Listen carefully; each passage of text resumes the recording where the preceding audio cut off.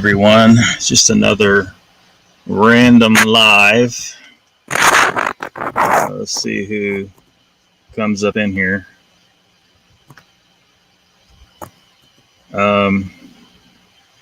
Interesting interview we saw on something to squatch about. He had a guest named Jay Birch on there with some interesting stories and very good questions for some of the claims that are out there. One was having to do with the sounds people are hearing. And then they assume that what they're hearing is Sasquatch. Well, they don't know. But they claim they are. And he mentioned that, that who he was talking to knew this because of experts he had talked to. Hey, Mr. Lee 3PO, what's up? Thanks for coming. Barry Browning, welcome. Tracy Benna, welcome.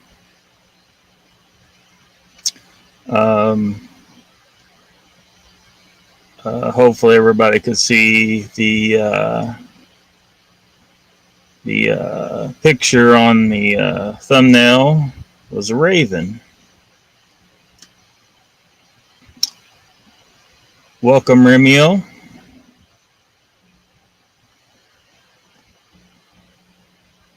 So for those that were, hey, something to squatch about, welcome.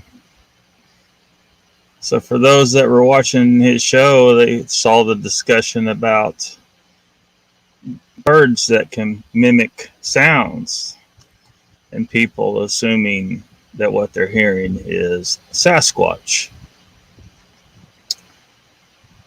And they were asking, the questions that should be asked. How do you know that the sounds you're hearing in the woods are Sasquatch?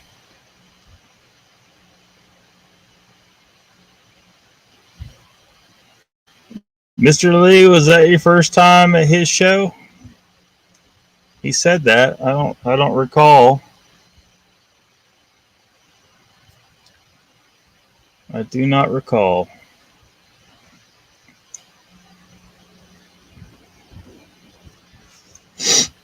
He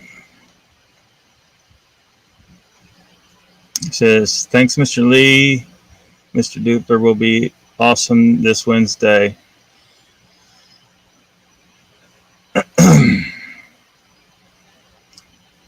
Yeah, those were the right questions to ask. And how do you know? I've seen there's birds out there that can mimic the sounds of like a camera. I can't describe it. The sound of a camera going off. You think someone's taking pictures of you in the woods, but it could be a bird that's really good at mimicking. I've seen them mimic an ambulance siren.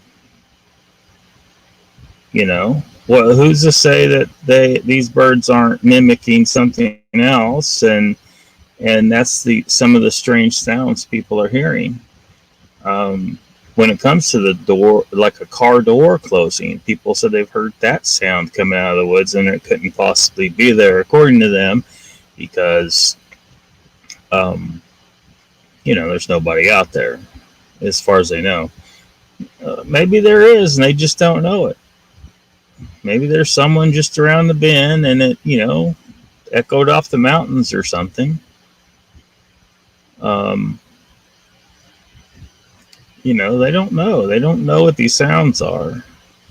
I was watching a Bigfoot-oriented show recently where they were talking about this kind of stuff, and I can't remember. I know I asked a question that I thought I might be pushing some limits in the chat, and they answered it, but I've gotten banned for that, asking that that question that needs to be asked. But they answered it. But you could tell there was a little bit of defense, because you're right. You're putting them, you're challenging them, and they don't like it. And there was, I think, 5 people on that particular show, and one of them said, "Well, I know because I saw him do it." Well, now I got a challenge, and I didn't do it. Now I got to challenge, his story, because I don't have adequate information to believe him. I don't know this guy. I don't have him hooked to a lie detector. I just don't know. So, and we can't just believe everything all these people are saying. We need some hard evidence. And so, if they're making any of these sounds, we need hard evidence.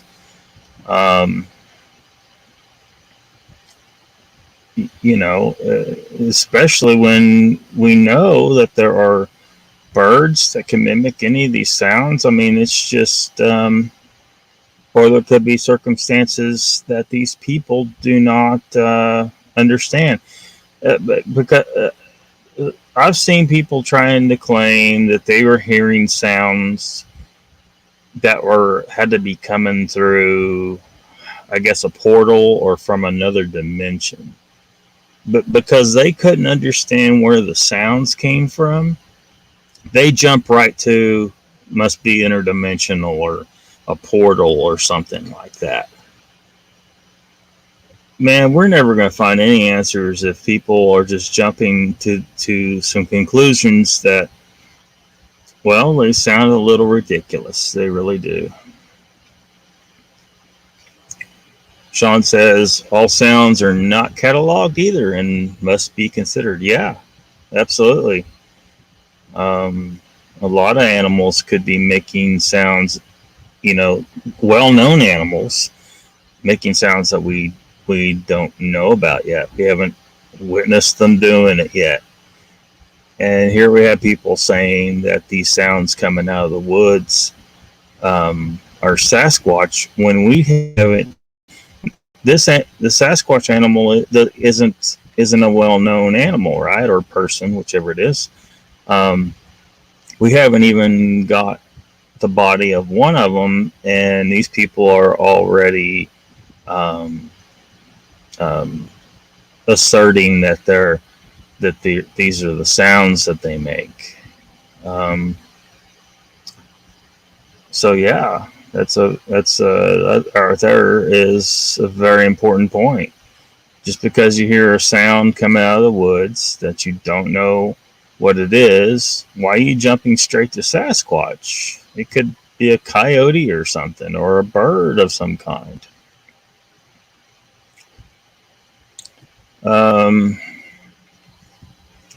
Mr. Lee says, I have a crow family in my garden. They know I have dogs, and they mimic a dog bark. Drives my dogs nuts, and the crows know it. Yeah, crows are extremely intelligent. They have some pretty good problem-solving skills.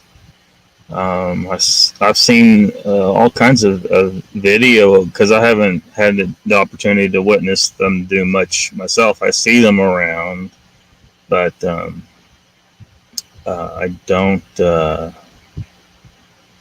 haven't had a whole lot of close interaction with them, but I've seen lots of video of them solving problems you wouldn't think an animal with a tiny little brain like they must have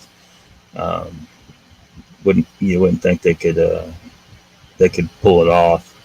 I was watching one where they had a piece of food floating in some water in a tube, and the water was too far down in there for the crow to reach, so it figured out to get rocks or some other objects and drop them down the tube to make the water level come up so they could grab the food. So yeah, those animals, you can't underestimate a crow or a raven. Exactly, Remiel. Exactly. They like the bling. Yeah, yeah. I mean, that's another thing where people put objects out there and the objects disappear. Like someone was, you know, had something going on with coins and stuff like that, and they immediately assume it must be a Sasquatch. Well, there's a lot of animals that might steal that object. These birds or some kind of rodent. Um, there's just too much jumping to the conclusion that people want. I mean, I get it. It'll be great if we can prove that they're out there, but um, we need the facts. You know, we need actual evidence. And just because a shiny object disappears doesn't mean that it was an intelligent action. Remiel says, Mr. Lee, yes, I think blue jays too do the same thing, if I'm not mistaken. I don't know about blue jays, but you know, with the intelligence level of some other types of birds, you know, why not? Um, where I grew up, I remember regularly seeing the blue jays dive bombing cats. You know, if a cat comes too close, they'll dive and peck him on the head or something to try and get him to go away. But I haven't seen anything to demonstrate the intelligence of blue jays. But why not? You know, if crows and ravens can do stuff like this, or the lyre bird. I remember that one it's in Australia though. They can do some of this stuff. Peter Kane has a raven. Yeah, that guy's crazy, isn't he? With his what poison oak or whatever on his shaft.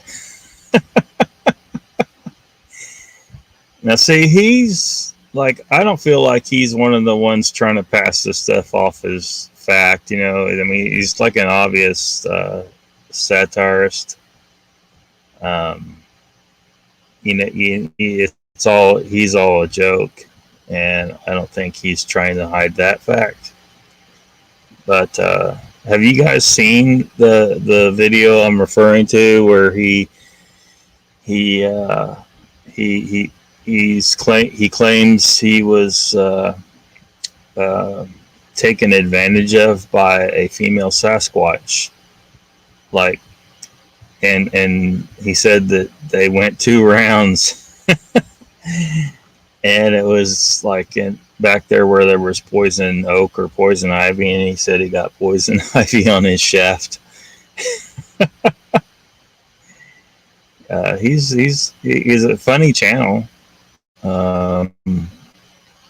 What's it called? Peter Kane Dog Training, I think it's called. Yeah, Sean. Yeah, I don't think he's pretending to be any kind of legit. You know, I like some of the people, like what we're talking about, people trying to, you know, act like they're experts and they know all these things that they can't possibly know. I think he's just joking. Um, but it's a funny channel. Yeah, Mr. Lee's seen that. Yeah, yeah, it's just satire. Um, but these others, we've seen them claiming they know all these things.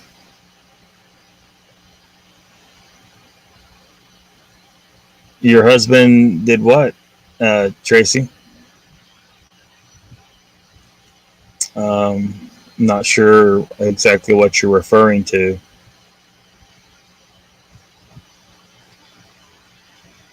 I don't know if everybody here was at Sean's show just a few minutes ago. It ended. Something to Sasquatch about. Doesn't have a regular time, I don't think. I think you're still doing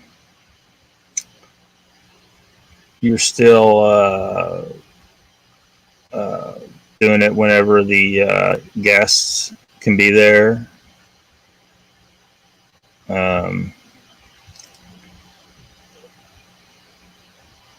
Y'all got poison ivy getting busy in the bushes. That was what Peter Kane was talking about. This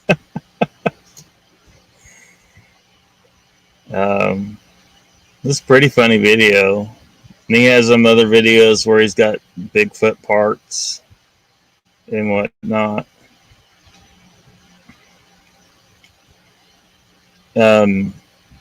Sean says Monday and Wednesday if a guest can make it on those days. Is it gonna be a regular time, or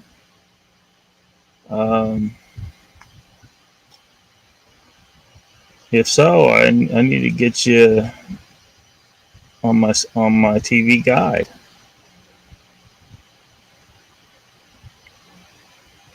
Years ago.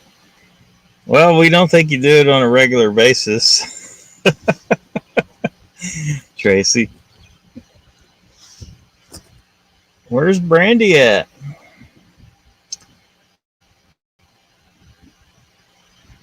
The first time I did a random, I'm gonna go dark here for a second. The first time I did a random live, she I think she messaged me. She's telling me, why didn't you message me? Oh, there she is. There she is.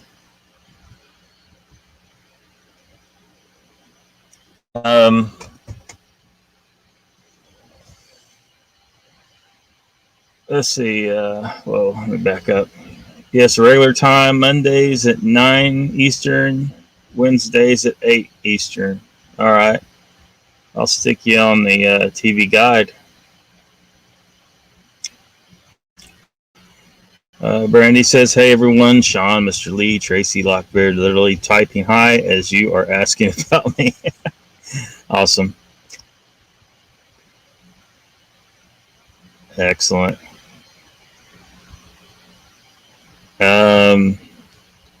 Uh-oh. We may all be in trouble. Those seasoned fries. I still won't eat the lettuce at the Taco Bell.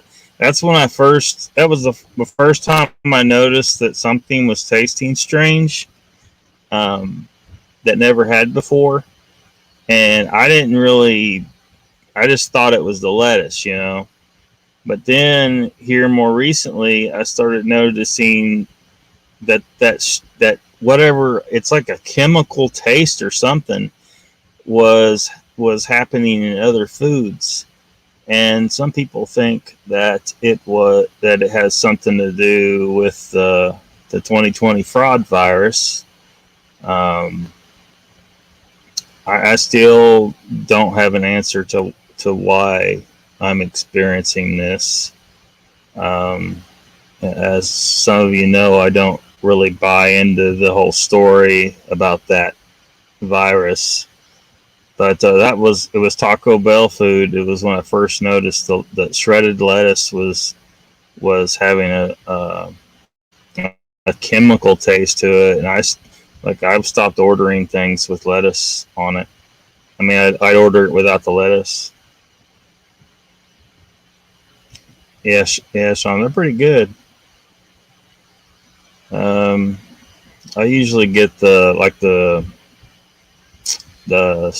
Supreme version or whatever they call it, the where they put a bunch of they doctor it up real good. What'd you do? You had to run to Taco Bell? Brandy says, "Bro, you had COVID." I don't know why I said bro. It sounded good. Sure. Sean says, lettuce from a bag can have that taste from my experience being a cook. Yeah, but it was something. It was something different that began early this year. Like shredded lettuce has always been kind of, you know, strange tasting, but there was something. But I would eat it, you know. It wasn't. But now I won't eat that lettuce. Like um, I'm kind of leery of chicken because sometimes the chicken tastes like it, and the farm fresh eggs here on the farm, they have the taste to it. So that threw a monkey wrench into uh, my idea that it might be some new food additive because these are farm fresh eggs, so they haven't had a chance to put any chemicals on the eggs.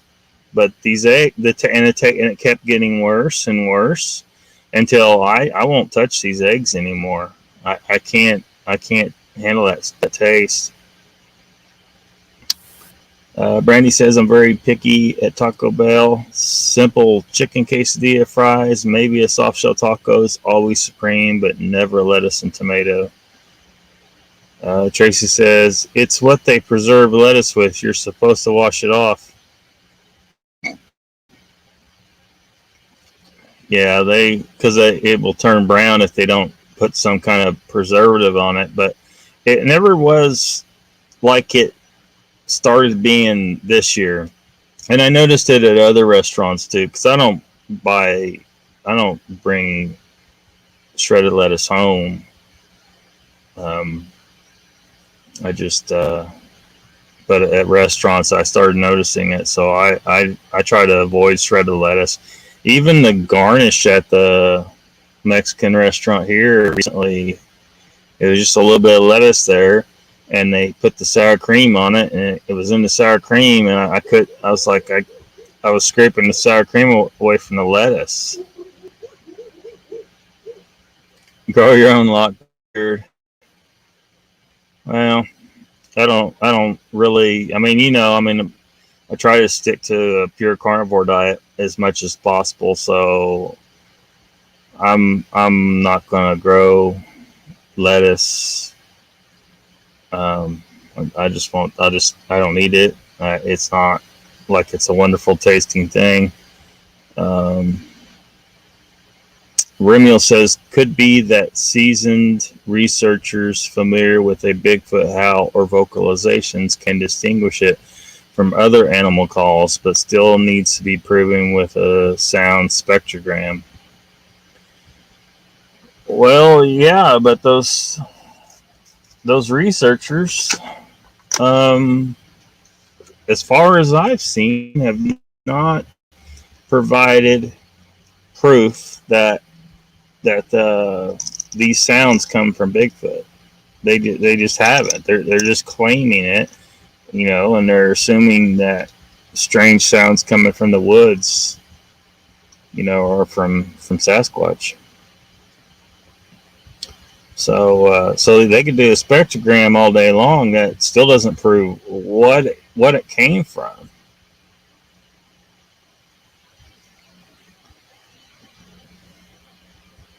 Yeah, I'm sure. I mean, it's always been a problem. I even worked at a place that made, you know, cut vegetables and like, you know, broccoli and carrots, and they would dip it in some kind of preservative, and so I was always kind of leery of it anyway. But this year it started, you know, and it was this year, wasn't last year that this started. So I'm just one. There's something weird going on.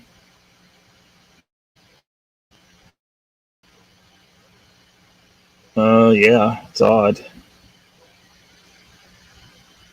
Well, a lot of people are saying that, but to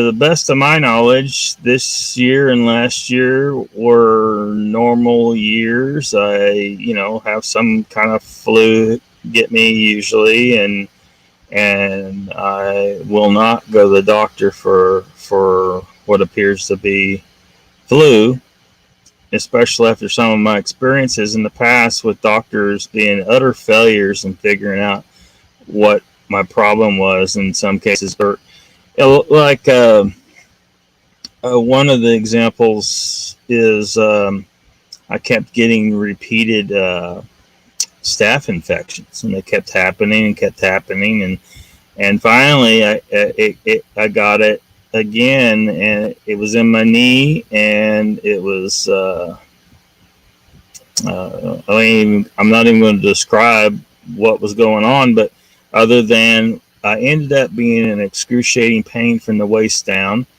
and feeling like I was going to pass out, and so I went to the hospital, and of course the doctor, took a sample, and he later, he told me it was staph, and he gave me antibiotic and some painkiller, and I got better, and it was fine. Except he didn't even try to figure out why I was getting repeated staph infections. Didn't even try. Now I figured it out later, but and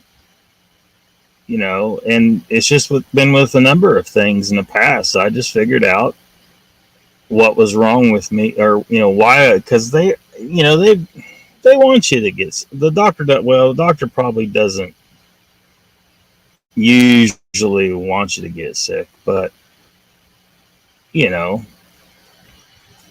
so it's a business. They're making money. I'm not, but I'm not, as far as the 2020 fraud virus. I'm not buying the official story. All cause death did not go up. Flu statistics went way down. And I read myself on the CDC website where they were telling the doctors to just assume without a test that people who had died with the symptoms that they claim are COVID symptoms, just assume that they had it and write it on a death certificate. So how many of those statistics that they are claiming were for this virus were legit if they were assuming under direction of the CDC? I mean, it was right there on the website. I looked myself. I'm not, believing what someone told me. I saw it. Now, it may not still be there, but I read it several times because I couldn't believe what I was reading. You can't just assume something like that, especially if it was as a serious a situation as they were saying. But that's what they were doing. So I'm skeptical of the entire damn thing. They showed us video of people dead in the streets in other countries. Well, I didn't see anyone dead in the streets here. And I basically went about my life normally because, I'm not going to wear a mask. I'm not going to freak out over nothing. I saw nothing going on other than they were claiming people had this thing. And,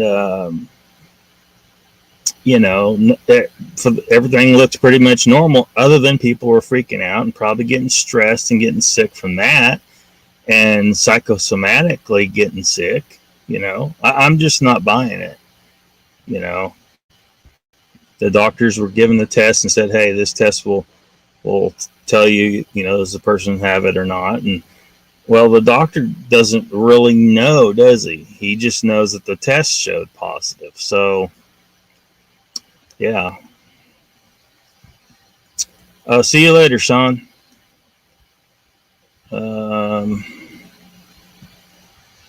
Let's see.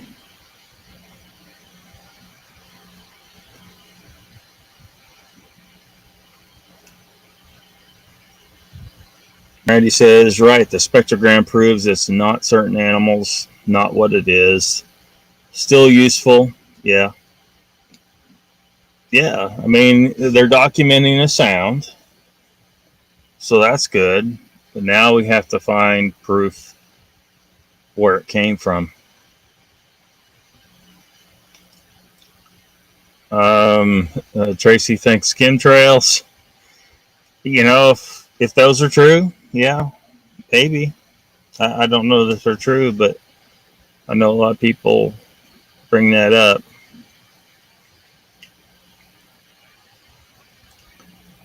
Um, this looks like JD Sedona's here. Hello.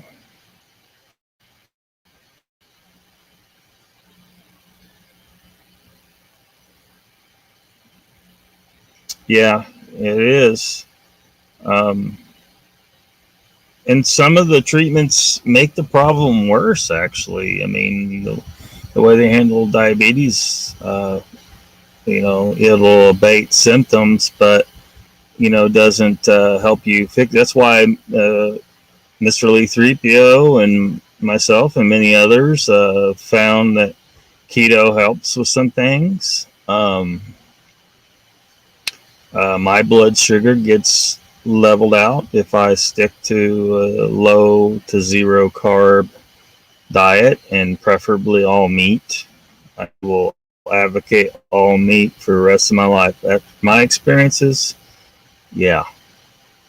And from the things I've learned about human physiology and that humans are actually meant to be a hyper carnivore, just like the polar bears we were talking about. Last time we had a random live, a hyper carnivore, eating the vast majority of their food from animal. It appears that humans are definitely meant to do that. Brandy says they never get to the root of the problem. I have to tell you what the doctors did to me when I was 22. Too long to type. Yeah, yeah. It's the whole system. I think is geared to that. Treat symptoms, prescribe drugs, cut on them if you have to. It's just like with cancer. That's what they do. They start cutting on you. They poison you with chemo. Freaking irradiate you instead of thinking, well, maybe we should work with human physiology, which kills cancer cells every day. I can't remember. It's huge numbers of defective cells that form every day, and your body has a system for dealing with that. So why does cancer get out of control in humans so much? And I think a big part of it's what we're eating, and another part of it's what we're being exposed to. Yeah, Tracy. She said Tracy Bennett says they're real funny about writing scripts for pain pills nowadays. Yeah, because of the addictive. Well, that's another thing. They've been prescribing these addictive drugs with horrible side effects. You can, if you got pain, for example, you could go get kratom, and it will handle the pain, and it's non-addictive. In fact, some people have used kratom to get themselves unhooked on the painkillers that the doctors gave them. And yet, kratom is still illegal in some states. Explain that situation. A totally non-addictive, pain-killing, I guess you call it a drug, but all it is the dried leaves powdered of an Asian tree. So it's perfectly natural. That's the situation we're in. It's all about the pills, Drake says. Yep. People saying hi to each other.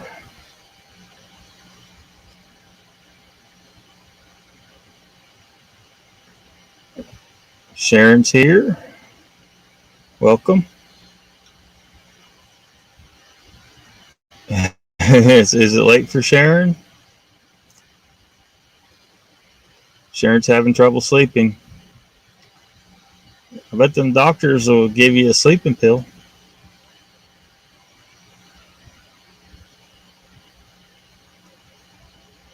So, Mr. Lee, are you saying keto is helping with your sleep?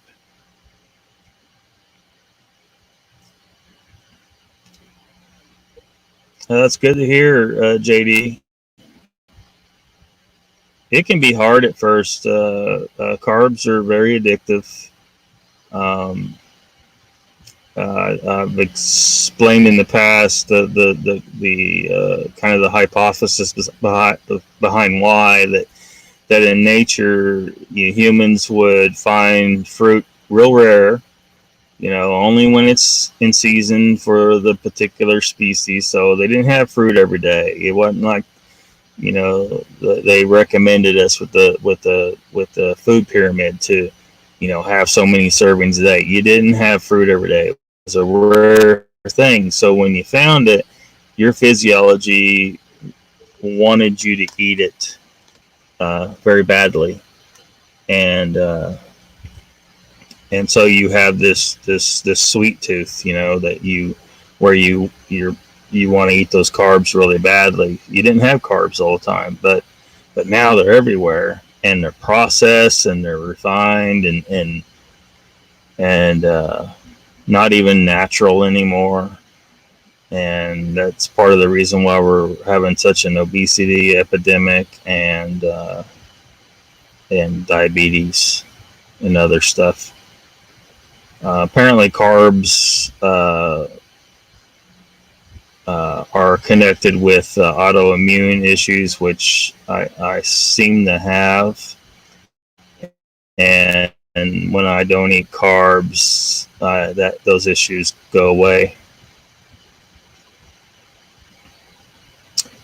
Sharon says, I've tried keto and very low carb several times and lost no weight at all.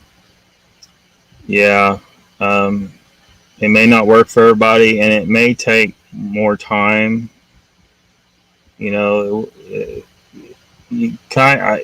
may need to find a doctor that's familiar with this to kind of figure out what's going on with you. There may be something else going on, or maybe you just weren't on it long enough. It could take time. Gene, welcome. Gene says, hi, Lockbeard. Good to see. Been wondering where you've been. Yeah, I saw you asking about me earlier. I would be banned from that particular show. Just asking the wrong questions and probably being problematic. Bigfoot Anon is here. Hello, everyone. Sup, Lockbeard. Check out Tim T's new video, everyone. Good shot of one hiding behind a tree. I was with him. Awesome. Remiel says, sound spectrograms show a consistent sound wave pattern of a Bigfoot vocalization or / howl. Very different from all the other animals, even if compared to wolf or coyote howls. Yeah, but they don't have. If they had clear video of a Sasquatch making those particular sounds, then you might convince me. But no one's got that. We just got claims at this point that those are actually Bigfoot. There's a lot of things it could be other than Bigfoot. So we don't want to assume it's Bigfoot just yet. Not to say that it couldn't be, but we just don't have the proof yet.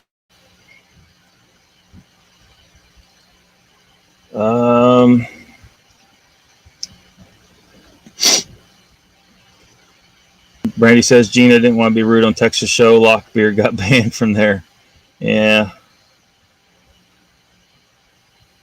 Sandra says she had COVID, or she has COVID going on in 10 days.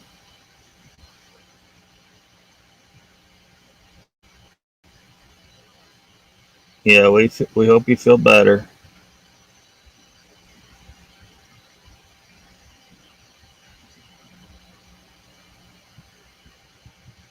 Oh, Gene, I can't even remember. It was something I kind of got into it with them about some of the ridiculous claims of some of their guests.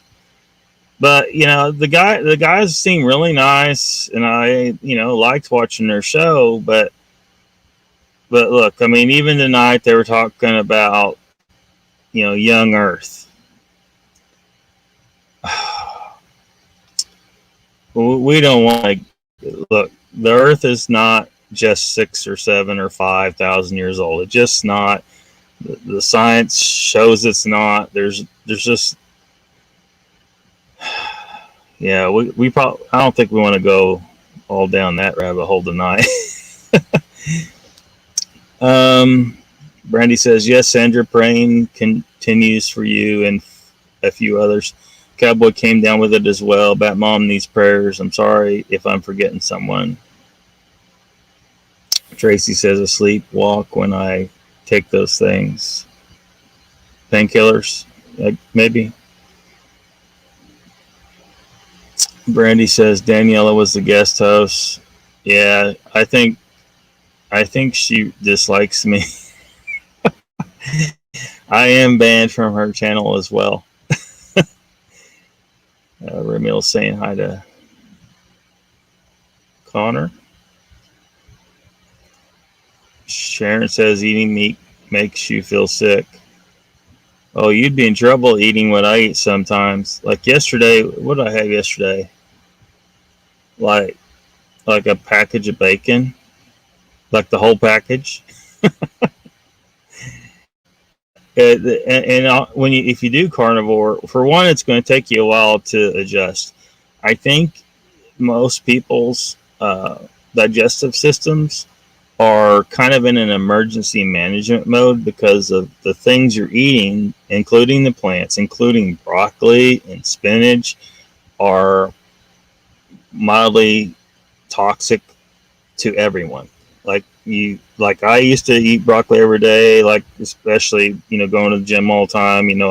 I believed what they told us, and I would eat 4 servings of broccoli, with some chicken and some brown rice and stuff. And I've stopped entirely based on what I've learned since then, and I feel way better. And I eat way less food when I get back into just eating strictly carnivore. And but it takes time, I think, for your system to get out of emergency management mode and adjust to just eating meat, which is what humans are really designed for. All those spear points that our ancestors used, killing mastodons and all these 160 species of megafauna that we used to specialize in hunting for many thousands of years. And that's what we adapted to, and eating the fat. So when you go carnivore, don't trim the fat off your steak. Eat that. I've been at meals where everyone's trimming the fat off their steak, and I'm like, just throw it on my plate and I'll eat it all. And it's just so good. Love it. And I don't experience hunger near the levels that I used to.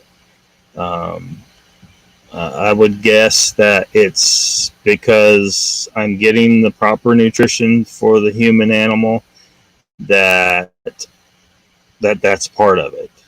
Whereas when you're eating all that other crap, you'll just keep eating and eating. There's some other mechanisms at play, but I think part of it is that you're eating, a bunch of things that don't have the proper nutrition, and some of them have anti-nutrients in it, so you can't absorb the nutrition as well because the plants have things in there to prevent you from absorbing it.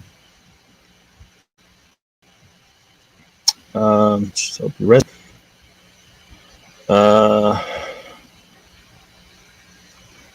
Yeah, I hope everybody gets better.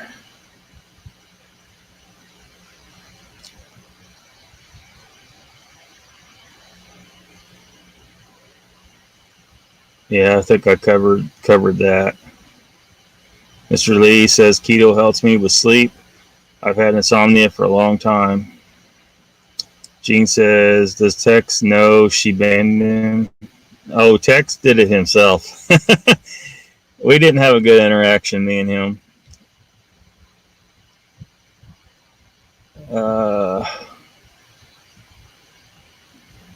Sandra says she uses cannabis oil for sleeping and pain relief. Yeah, there's a lot of people saying good things about that.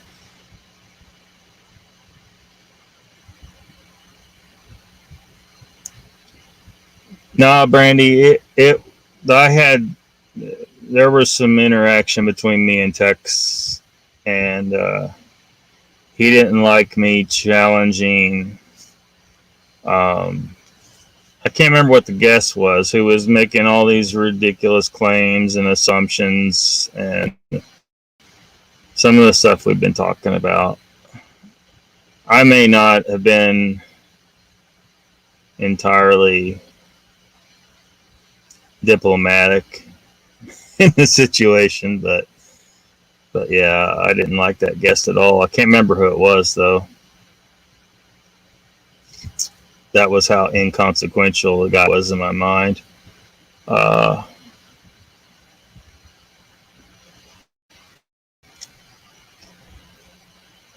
Hopefully I haven't missed saying hi to anyone. Gene Hudson says Michigan, your pot is legal now. In Upper Michigan, we even have stores. My youngest daughter works for one. Yeah, I was surprised how quick Oklahoma adopted medicinal marijuana. CBD to her dog that has anxiety, it works.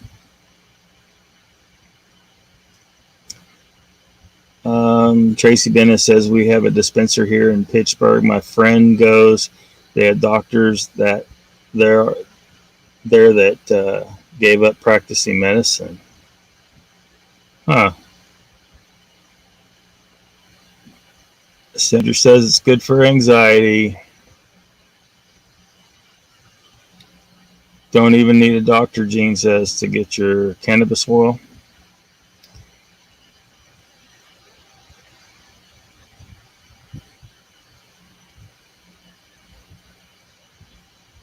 Yeah, I know some people are using those CBD gummies. I've never used any of that kind of stuff.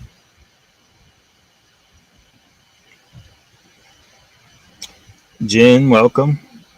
She says she uses CBD oil for pain, for energy if it's sativa. Tracy says. Sleeping pills make you sleepwalk. Yeah. Ideally, you want to find out why you're having problems sleeping, and I just don't think doctors are, they're quick to just give you a pill instead of saying, well, maybe there's something causing this, and in a natural setting, would you have this problem? And I think that there may be something that people are eating or exposed to that's causing such problems. Gene says, Mr. Lee, we can grow 12 plants each, and I forget how much you can carry on you. Ramil says his brother uses medicinal marijuana in liquid form to alleviate pain from his cancer. Mr. Lee, my man comes around to my house and he's cheap. Yeah, someone was saying that because it's so expensive that the dealers may still be, uh, in business under the table, you know. So, I mean, nothing, not as much has changed as they may think. Meat sweats, Barry Browning says.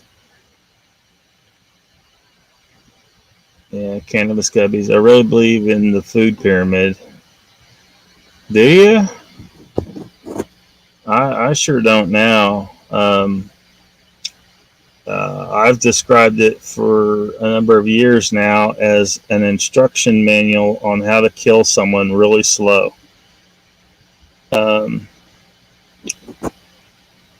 CDB dried fruit, Jen says. Brandy wants some steak.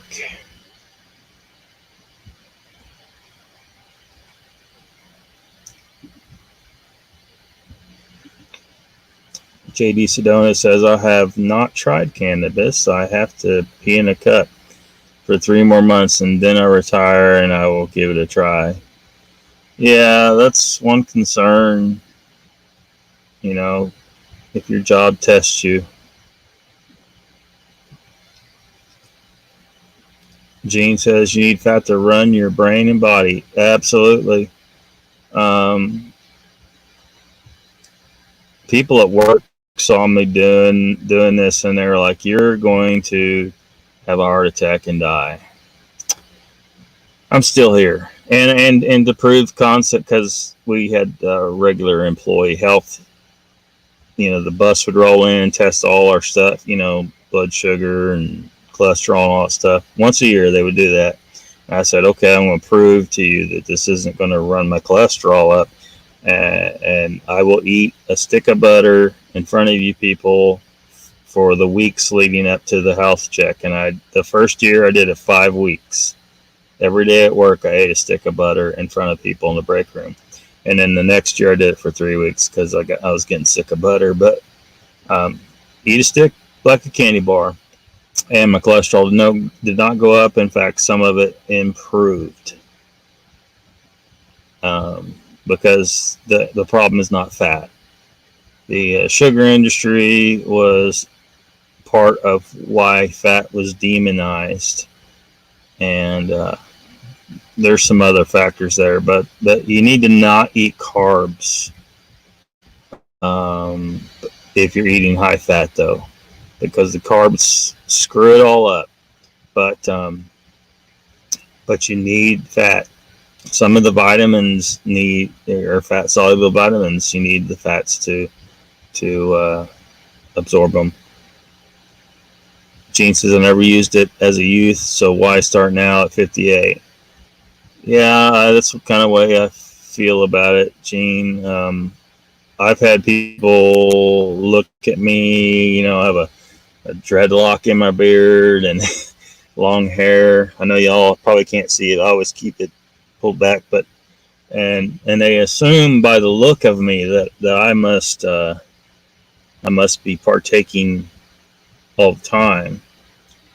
But the reality is I've never even tried it, and I don't have any desire to, and probably never will. Gummies make your heart race, Mr. Lee. Yeah, sleepwalking, man, that could be dangerous.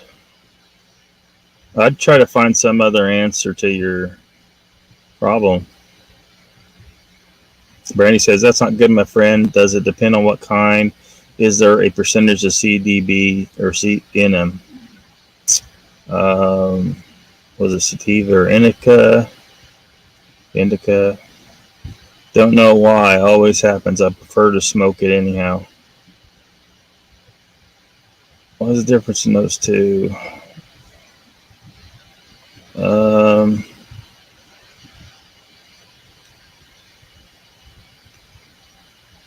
Trying to figure out what kind you got. Tracy says sativa can give you energy and help concentrate. Indica for relaxing and pain. Oh, well, good night, Sharon. Thanks for coming. Oh, I think we kind of know why, Mr. Lee.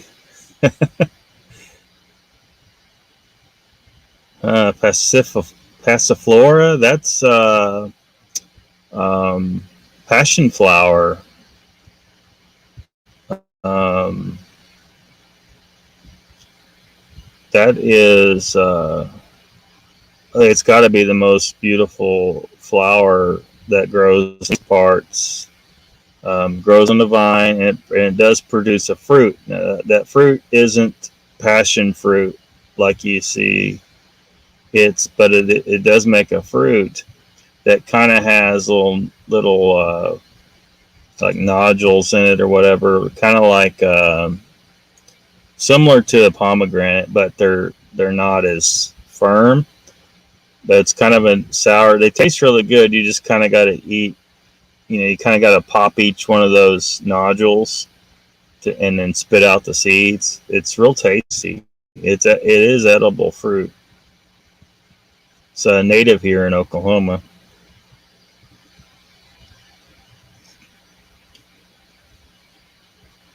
Um, oh, you got the wrong name. Yeah, Sharon says it's a caffeine, Mr. Lee. Remil says a group here, Pro Green, is pushing for cannabis legalization here. So far, it's been for just for medical purposes. Tracy says she's got bipolar number 2.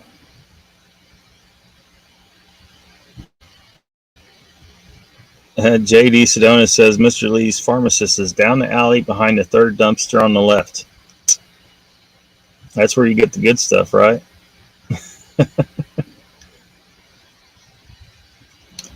Bigfoot Anon is pro ganja, kratom, DMT, mushrooms, Lucy, MDMA, and mescaline. He's having a party all the time.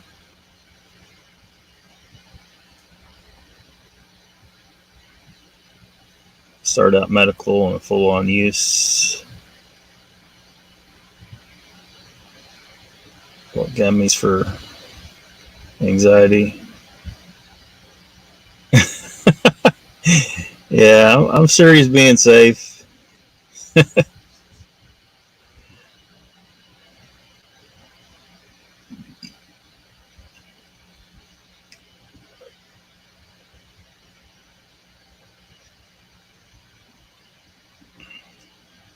Jean says she don't do the yoga, she just does the breathing.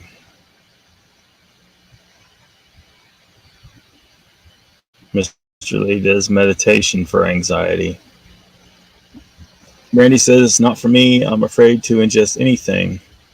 A friend of mine has been getting very anxious, having trouble sleeping, just needs to relax and sleep. Jean tries to stay away from meds. Sativa, good for ADD. Jen says, Brandy, I believe broad spectrum CBD is good for that, and full spectrum is pain.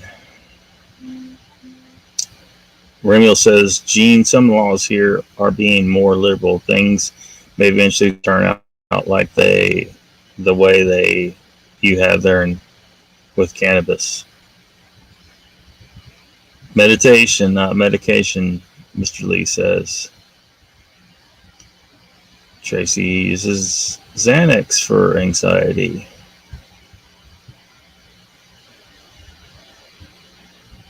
In the couch. That's how I remember.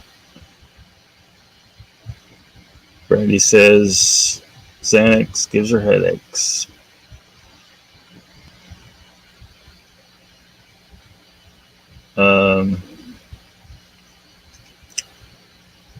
Trying to talk with my 9-year-old pup in my arms. She is loaded with cancer and wants to be helped, so I'm holding her, says Jane.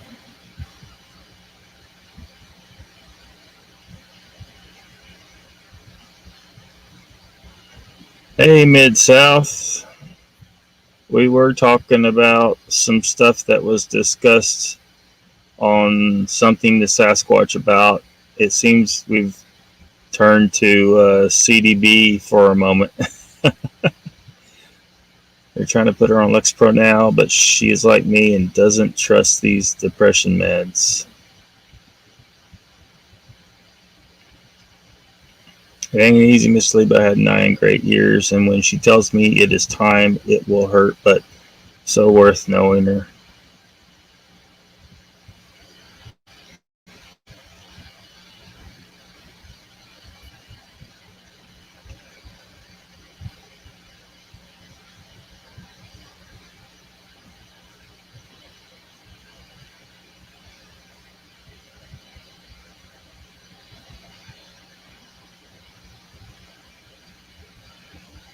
Mr. Lee says he lives for his dogs. Yeah, so many people don't take good enough care of their dogs. It, those are wolves. They're the same species as wolves, even though they list them as with their own species name. They're the same species.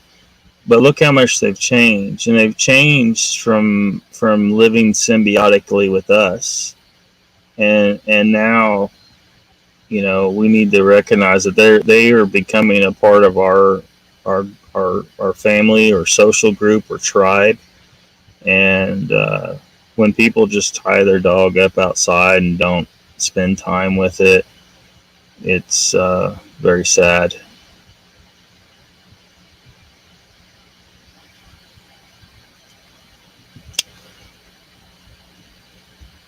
Remiel says, Connor, I only tried marijuana during my college days. We call it 5 fingers here or Mary Jane. Mid-South, you like to be knocked out for days. Mr. Lee says, yeah, Sandra, I agree. And those dogs, whether they realize it or not, that's what they expect from us when a dog, is taken in by you.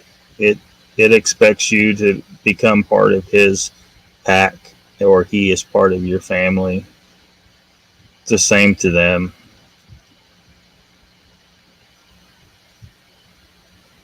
Hey, B-Lynn, welcome. She says hello again, stopping by for a few. Yeah, we're just talking about whatever. Started out talking about some things that were said on something Sasquatch about people assuming that the sounds in the woods that they hear are Sasquatch when they don't actually know what is making those sounds. And one of the things they brought up on his show were birds that can mimic. JC only takes 1 milligram of Xanax a day.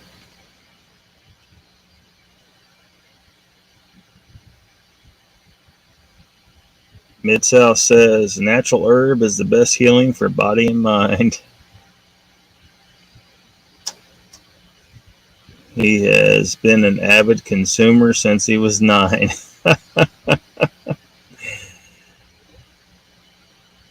Mr. Lee wants to see duck. Well, he's not my goose. He won't let you touch him. I mean, he's sitting like 15 feet that way. Usually, that's where he likes to be. It's just whatever, but he won't let you touch him. Otherwise, I would bring him on camera, but he's kind of a scaredy cat. B-Len says, yeah, different animals can certainly make odd sounds. Yeah.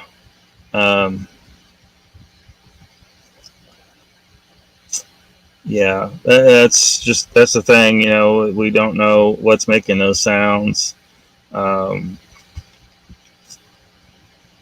So there's a few people out there claiming they've actually seen them make the sounds, but we don't know. Is that person telling the truth? Are we expected to just believe them? Yeah, I don't know, but they shouldn't. We shouldn't just jump on board with the idea that unknown sounds must be Sasquatch. There are many other animals out there that could be making sounds that we haven't observed yet. Well-known animals may be making sounds that we haven't seen them do yet. Gene asked Lockbeard, did you see those guys from the Amazon who said that all cryptids are giant sloths? I did not. I don't watch that particular show anymore for a couple of reasons, but I did hear about that. Yeah, we need to see evidence, I think. That would be another situation where it's just someone making a claim. From what I heard, that's all they did was make the claim and didn't bring any evidence to the table.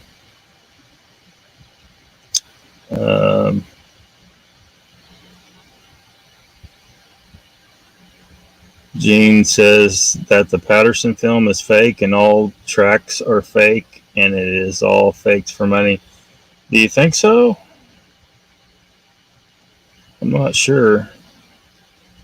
Remiel says, Miss Sandra, that's amusing to know. Probably during the hippie days.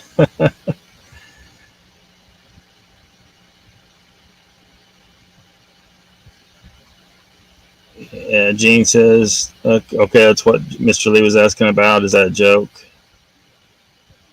Oh, she says Daniela had them on on her show.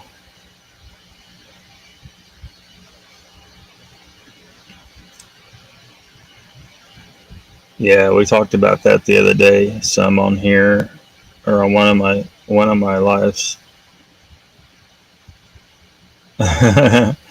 You don't believe that, Mr. Lee? Sanders says, Remiel, oh yes, I was in the hippie days. All right, we'll see you in a bit, Brandy. The Squatching Cowboy, what's up? Go back to bed. Beelan says, Lockbeard, there are squirrels who make a knock sound that sounds like a wood knock. I saw a video of this. Yeah. Yeah, squirrels are another one of those animals that are surprisingly smart. You wouldn't think, for being just a stupid tree rat, that they would be able to figure out some of the obstacle courses that people give them, but they are pretty smart. And I remember when I was a kid that occasionally you'd have a squirrel that would think it was a jolly good idea to drop pecans on your head. I mean, yeah. And I've seen them taunting dogs and stuff like that.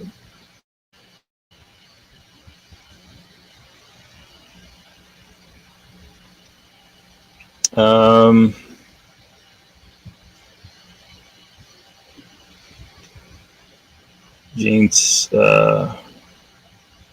no, they said that those Amazon guys, yeah. Beelan says, in my humble opinion, Patty Film is 1000% legit.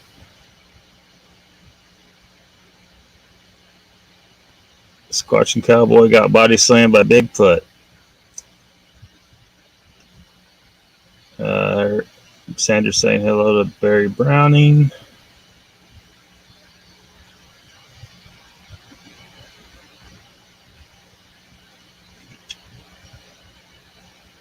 Tracy says some people are able to ghost and some. I'm not sure. Gene Hudden says, B, I believe that too, but those guys said nope, it's fake, and so aren't all the footprints that and other evidence. So the guys from the Amazon were saying that footprints are all faked. Well, how do they know? I mean, we got Dr. Meldrum, who appears to be at least a leading specialist in those prints, and says that some of them are real and could not have been faked. So I don't know how those guys can claim they seen all the prints. Are they expert in prints and animal tracks and human tracks?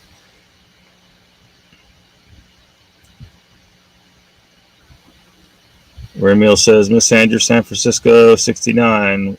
Was that where it started? Then there was Woodstock. Have you been there? Sanders says, Squatch Cowboy Man, do I know how you feel? Tracy says, I have never seen a ghost, but I have heard things like my name being called and people partying, and I was not high.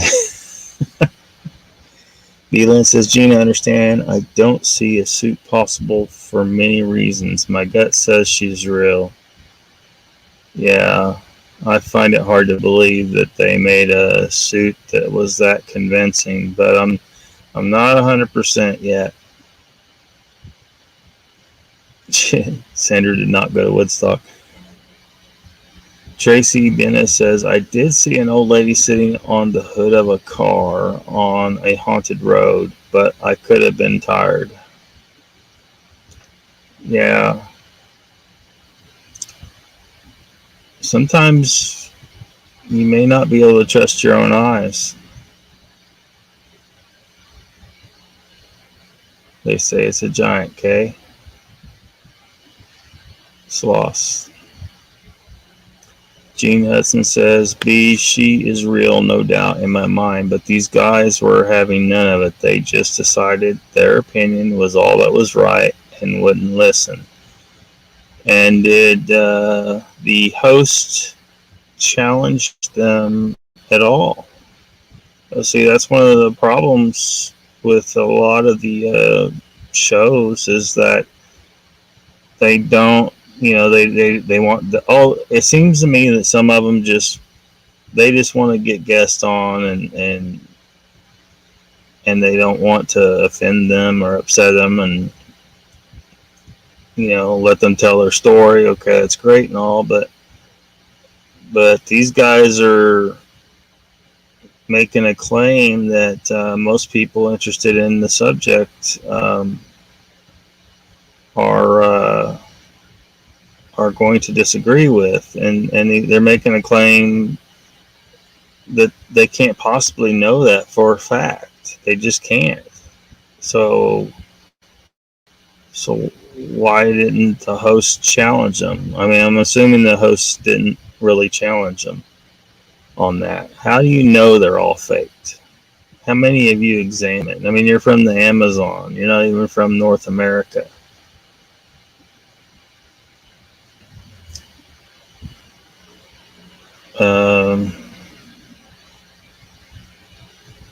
Mr. Lee says, Lockbeard, how do you feel about your channel getting so much attention? It's a good thing? Yeah, it's a good thing. I didn't expect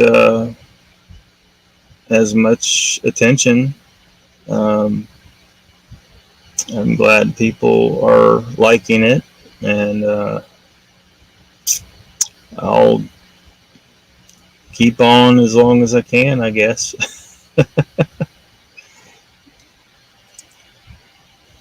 Sandra says, Gene, it was all I could do to sit there and listen to those guys. Am I dumber for it? Well, you can't say anything on certain channels, and that one is one of them. They like to ban people, if you do that. So you kind of got to, you're being disrespectful of the guest. Well, how about the guest disrespecting you blowing smoke up your ass, you know, and making claims that they can't possibly know. You know, they're you know, the disrespect started on that end, and you have a right to challenge claims with no evidence. You just you have a right to do that. I you know, if I ever start having guests on here, you know, I'm not gonna ban people for asking questions in chat. You know, go ahead.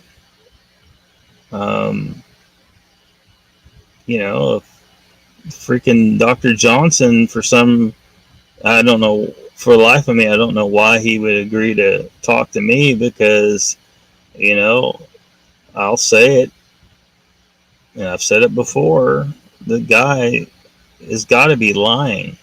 His claims are crazy.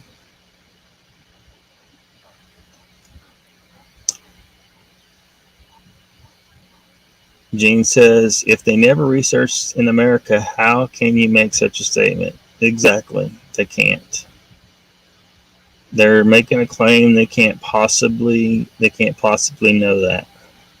Tracy Bennett says, when my son was 2 weeks old, he spit his binky out and cried. When I went to put the binky back in his mouth, the binky was in his mouth. A 2-week-old can't do that. I don't know. I can't explain that. Gene says, I couldn't believe it either. Shen says, Gene, I couldn't, so I just tuned out early. Yeah, I think they've lost quite a few viewers because, you know, they bring on these people making ridiculous claims instead of trying to keep it, you know, to people that keep their feet on the ground. They don't, you know, you go over to Squatch Talk. You know, you're not going to see a lot of these crazy people on there. They probably would never agree to go on Squatch Talk because they know those guys aren't just going to sit there and buy anything, any kind of bullshit. And yeah, I mean, we you know, a lot of us, we want to see the truth. We want to see actual evidence. We're sick of ridiculous stories and lies and, you know, claims that are just out there, crazy claims. And I'm kind of planning on talking about some of that Saturday night, actually. Jean says, well, every time she tried to talk to those guests, they were rude to her.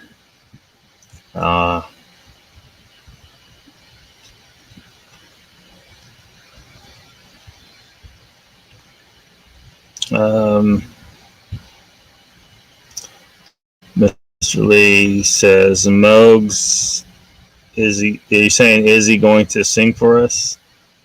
Oh, I don't know. I don't know what his plans are on that. Or he is going to sing for us. You hope. Jen says, Gene, the whole show was a mess. Maybe if they had a better interpreter. Yeah, somebody mentioned that the other night about there may have been something lost in translation. You know, maybe, you know, that's always a problem with, because sometimes the words in a different language have a slightly different meaning. Maybe they didn't mean that. Maybe they weren't saying that all the prints are fake. Maybe they were saying they thought that all the prints could be fake. That they believed it was actually a possibility, not that they were certain that they were all fake. that's possible. Maybe there was something lost in translation.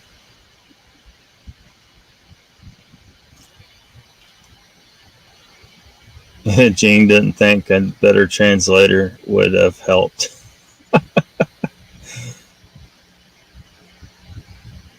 Mr. Lee says, Gene, oh, the show with the interpreter. Yes, I tried to watch it, but yeah, I can't even watch that particular host anymore. And one reason I don't want to is also that I was banned, and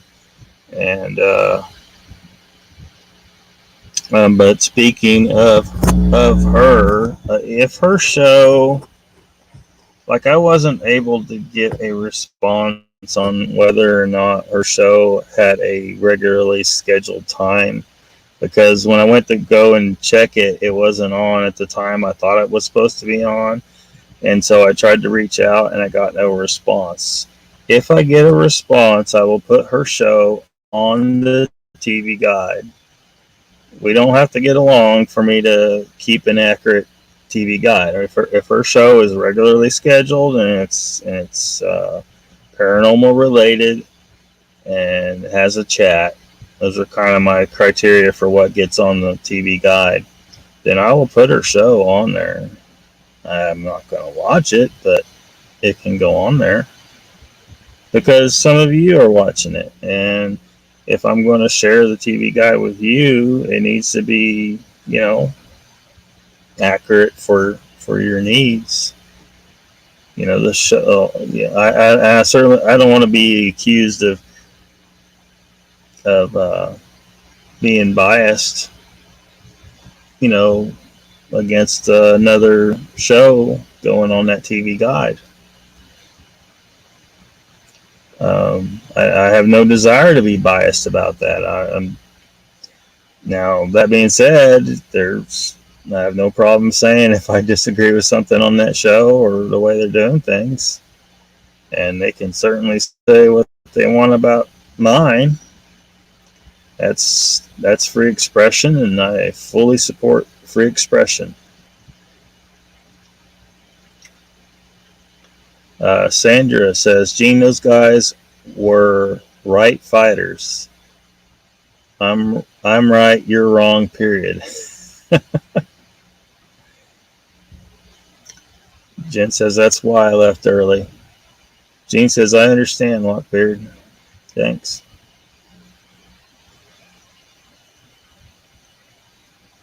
Mr. Lee says he likes Daniela, though her content is mostly good. Remiel says, Lockbeard, you can start a sort of think tank to focus on a particular observation on the Bigfoot. Then we could gradually piece things together. Perhaps.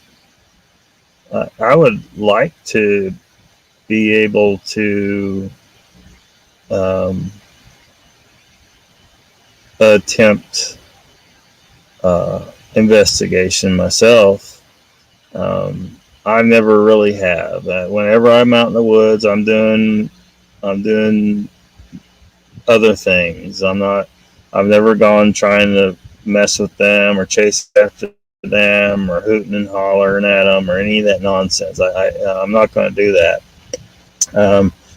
I'm out there panning gold or picking mushrooms or collecting animals or plants or fossils or crystals or rocks. I'm interested in everything in the natural world, but the best I can tell with Sasquatch is that it's a people out there, and I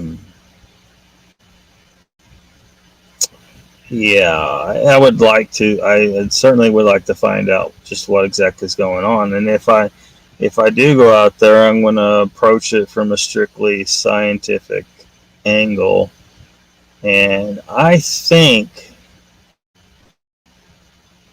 if some of us that believe that they are, flesh and blood, they're just a people out there, I think that with the right approach, one could get more evidence, more video evidence. But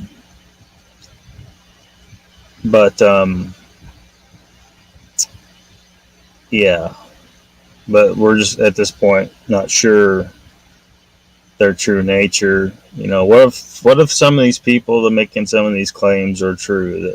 What if they're right that they can do these amazing things and that they're psychic? Well, then we have a problem. But if they're just people, they can be observed, but they're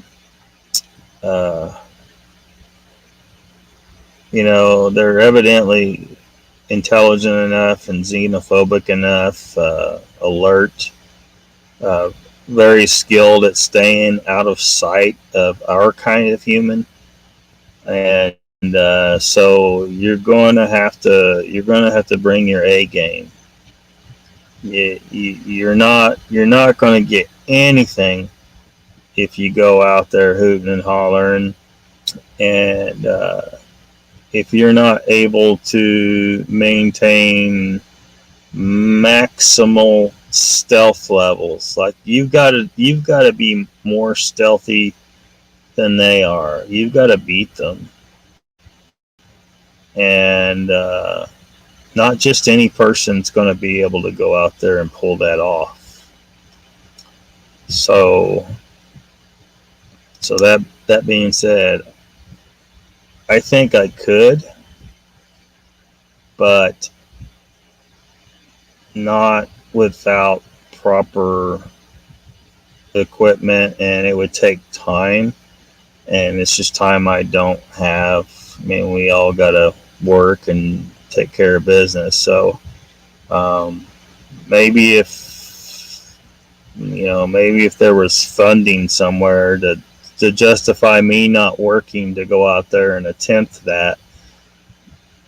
But as it stands, I don't have the funding, so I'm not going to do it. I think it's a waste of time for me to go out there trying to find them without being properly prepared and not working, because that's what it's going to require. You're going out there and you're going to be out there for a while. So, I mean, a think tank, Pat's kind of got a think tank going on over there at Squatch Talk. So, I don't know what more I could do beyond what they're doing right now as far as that goes. VPXM says, sorry for being late. I was listening to news about Australia.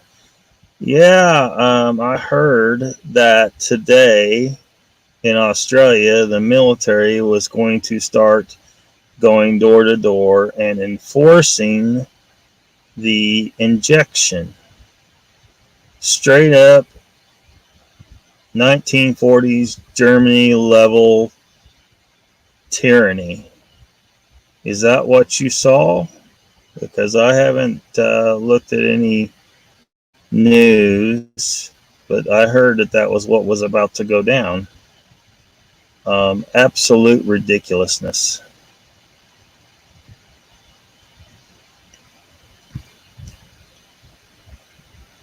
Yeah, Tracy. That absolutely. If they try that in the United States,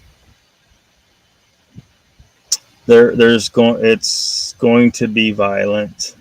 That's just the reality. Americans will not put up with that shit. The half of us that no way. We just won't. If they come, they better come to kill me. They will not inject me, period. BPXM says, full lockdown, military in Sydney. Frankly, I'm just waiting to see who pulls the first trigger now. Yeah, I mean, sorry that Australians are having to go through that nonsense. And if your government is willing to do that to you, that government must be removed. Period. It just must be. Jen says, I'm calling it a night bedtime. Great chatting with you all. Good night. Tracy says, that's what I heard. Gene says, BPXM Australia gave up their guns, so what are they going to pull? Well, let's hope they figure something out. You would hope that the military men would refuse that order. I've, talked to military men here in the United States who said they would not obey such an order. And so hopefully the people are backed by at least some of the military should it go down that road. So the military who support the liberty of the people are armed. So maybe they can sort it out.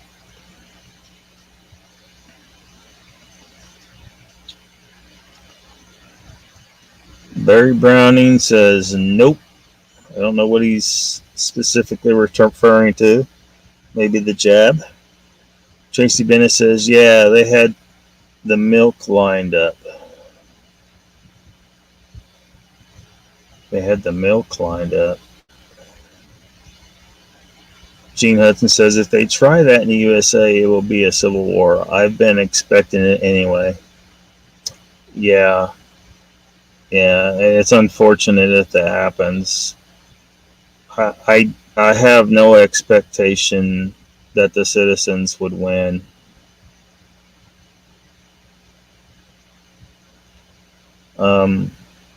Our government has obscene power. And if they can't get the military to enforce what they want, I have no doubt that they would nuke American cities to get their way. I think that they would be perfectly fine with that. And we have a very rough future to look forward to, I think. Military lined up. Oh my gosh.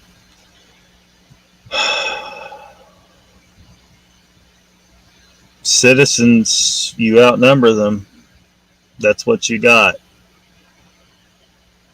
That's what you got. You outnumber them. I mean, if you come up to them en masse and demand that they disarm themselves, that they are there to protect the people, not to oppress them, maybe that'll work. But if it doesn't, if they start firing on you because you will not comply,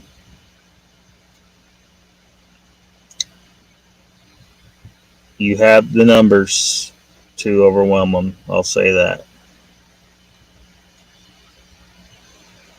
Oh, no, it's fine, VPXM. I'm very interested in the subject. The random lives are meant to cover any kind of subject, including that. I'm very interested in it. And what we see happen in Australia, if Australians take this lying down, these governments in other countries will think that they can get away with it too and may try it elsewhere. Nope to the jab, Barry says. Agreed. I don't trust it. I don't believe the government story about the germ in question. There's too many holes in the story. There's holes all in the story. I know some of you believe that it is a real thing. And maybe there is, but the statistics don't show that. The facts don't show that. The things that we can actually see, it just doesn't. We had no indication of increased, all cause mortality didn't increase. If there was any increase in mortality last year, it was probably caused by the stress that our government and the media caused people. And psychosomatic to some extent, because if you convince people they're going to get sick, some of them will get sick. And there's just so much more. There's so many holes in it, but people have been convinced. They watch the media and they listen to the politicians and they believe them. But they lie all the time. At what point are people going to start realizing they lie all the time? You know, you've picked a team, right? Red or blue. Well, they've convinced you that you needed to pick a team, and they've arranged for certain planks on the platform to be something that you would disagree with, so you'll pick a team because you've been convinced you got to pick the lesser of two evils. And you never consider, most people don't consider that those two teams are one team, just acting like they're fighting to keep you divided and conquered. It's classic divide and conquer technique.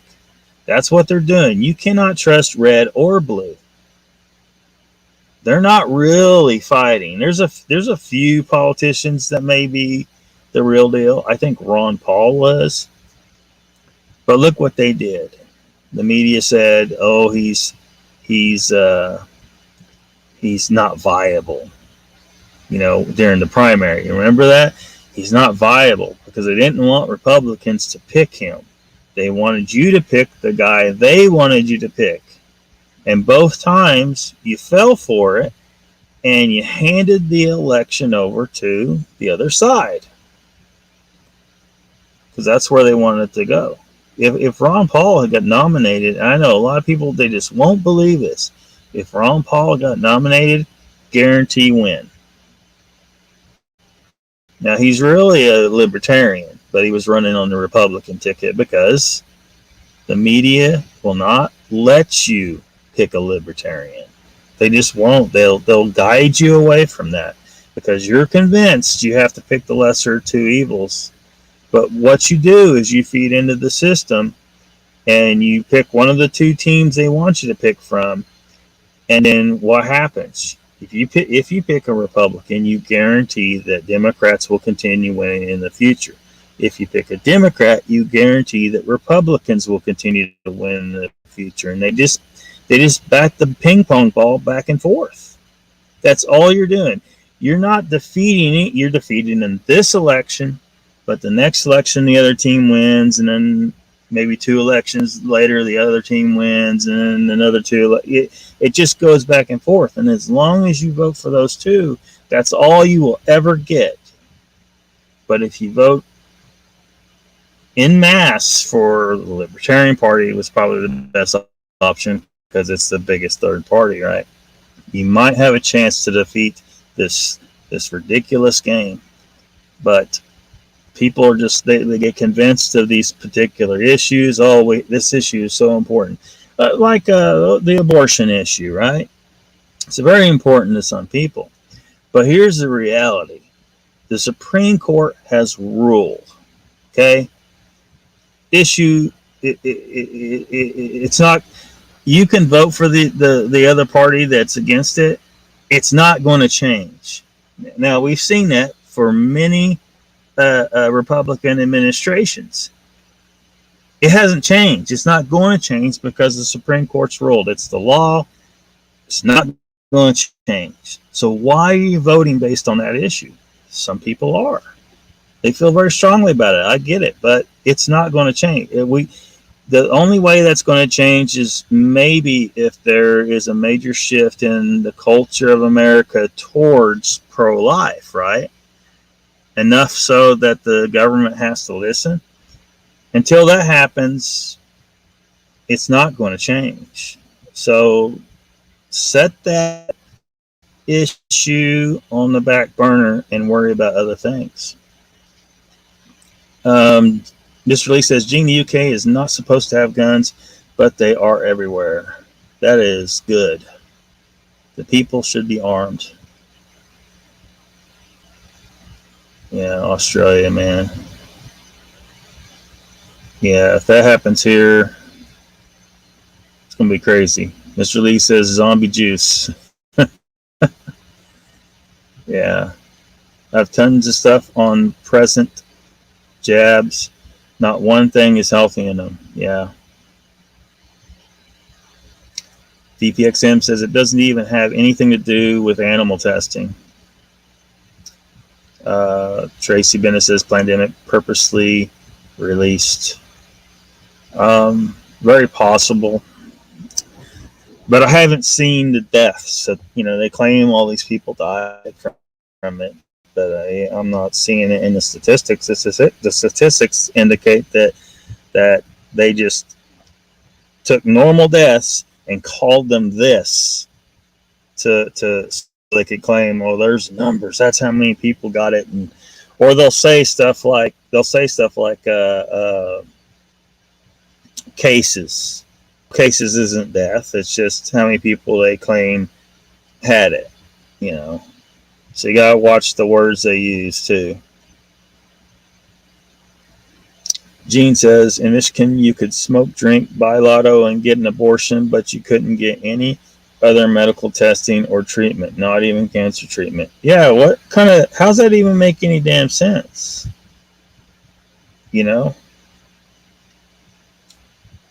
Not that you want the doctor. The doctor will kill you a lot of the time trying to cure you from cancer. I'm not giving medical advice. Not a doctor. But I'm going to tell you what I will do if I get cancer. And you can do your own research about this and make your own decision.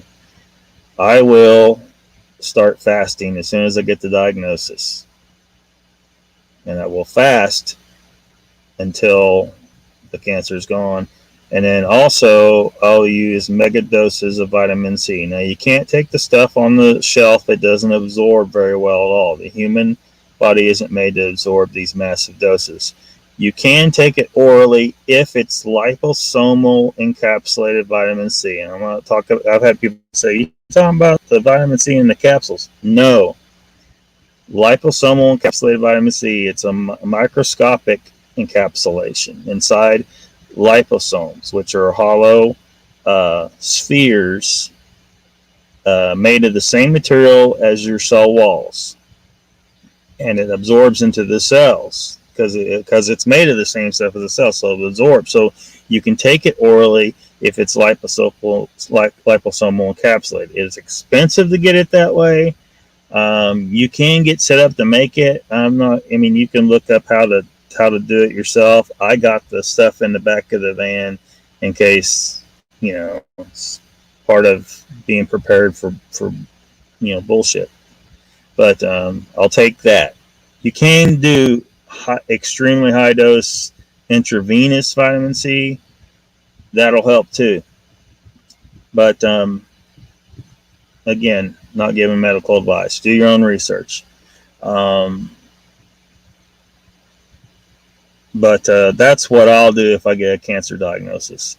I'm not going to let the doctor put me through chemo or radiation or cut on me. Your body has the ability to fight cancer on its own. You just got to give it the conditions in which it can. If you're bombarding your body with poisonous foods all the time and eating constantly, it makes it hard for your body to fight cancer. That's why people are getting cancer, I think. But why did they stop cancer treatment? See, it's almost as if they were trying to get people dead. I just get the feeling that I think they are actually trying to kill people. Like the respirators. Look into that. It looks like the respirators were actually killing people. Tracy says MSN has always been biased and always liberal. I'm trying not to be specifically liberal or conservative about things on here. I mean, we can talk about all you want. I'm not saying don't talk about it. I'm just saying, I have ideals that fall on both sides. So, as a libertarian minded person, I want the freedoms that both sides advocate for, because both sides are against certain freedoms as well. So I'm in the middle, but we can talk about it all you want. I just want to make sure everyone understands I'm not taking the either side.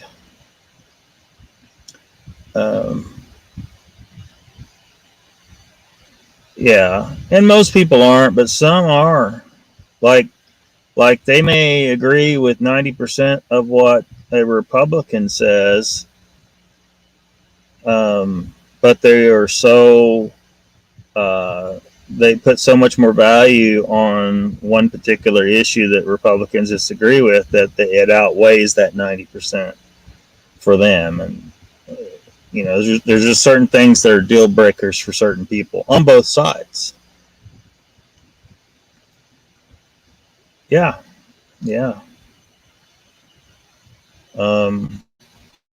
People would act a little better if they knew every house had guns. Less break-ins, less crime in general. Remiel says that's why the rise of militia groups and survivalists, because of the uncertainty within the system. It's a reaction. Yeah. Jean says, Tracy, I vote for the lesser evil. But that's what I'm saying is you really, if you do that, you really aren't.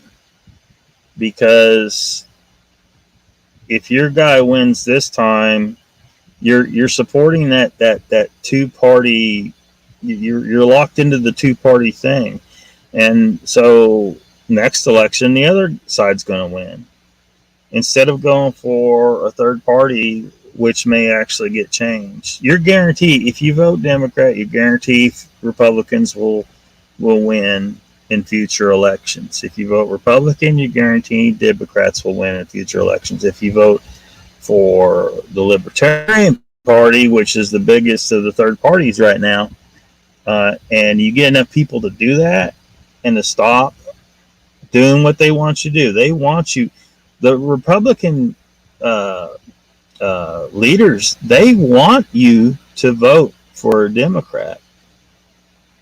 If you're not voting for Republican, they want you to vote for a Democrat. They don't want you to vote Libertarian, because both sides, it's the same for both sides.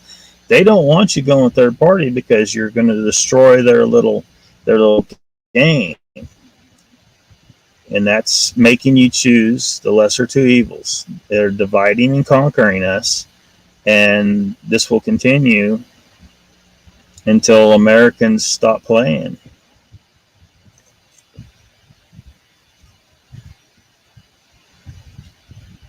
VPXM says, Gene Wright, is none of them deserve made a false voting?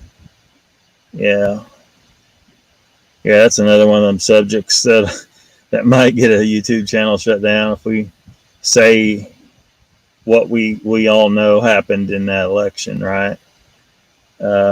Tracy says, fear tactics about deaths. Most people had an underlying condition. Yeah, exactly.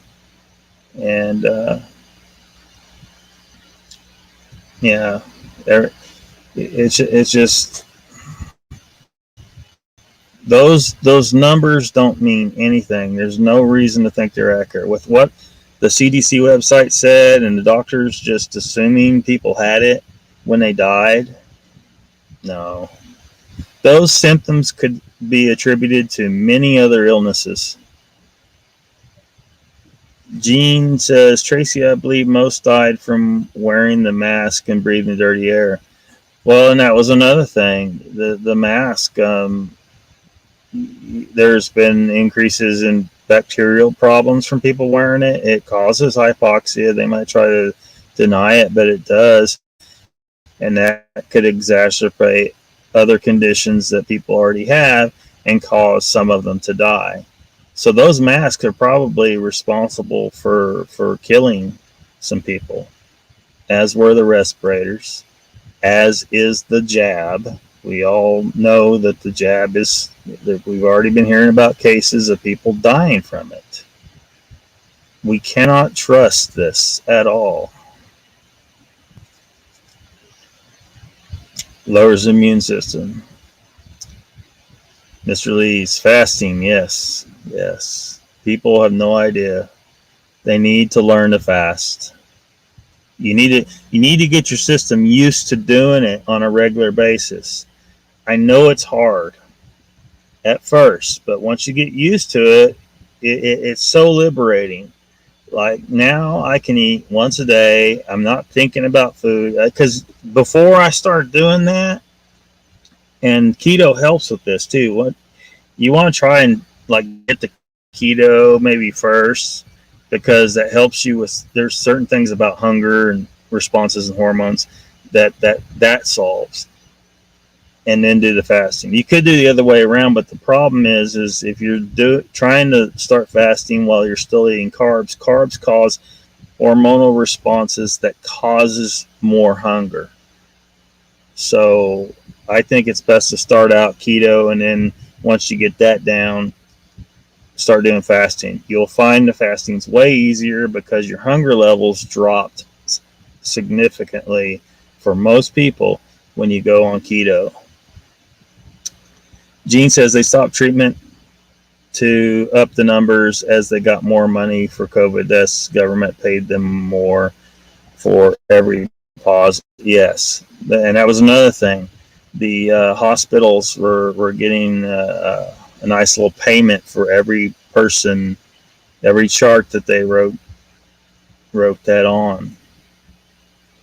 You know, there's a little bit of a conflict of interest there, isn't there? You know, now you got administrators saying, yeah, just write COVID on everybody with a cough.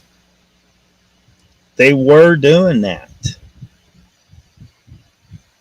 Ridiculous. VPXM not trying that on people, Lockbeard. Their think tanks came up with realistic population numbers to be in control by government decades ago. Present is way too many for them. Not trying that on people, Lockbeard. They're not.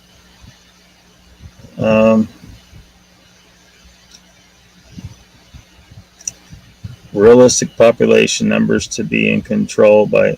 So you think they're trying to reduce population, right? Is that what you're talking about?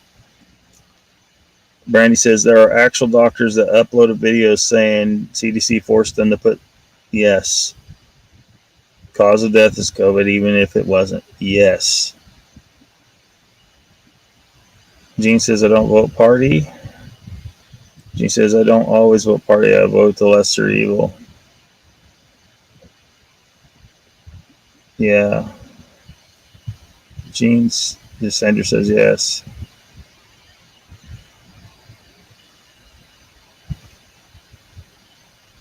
Yeah, but yeah, what I'm saying is they're one.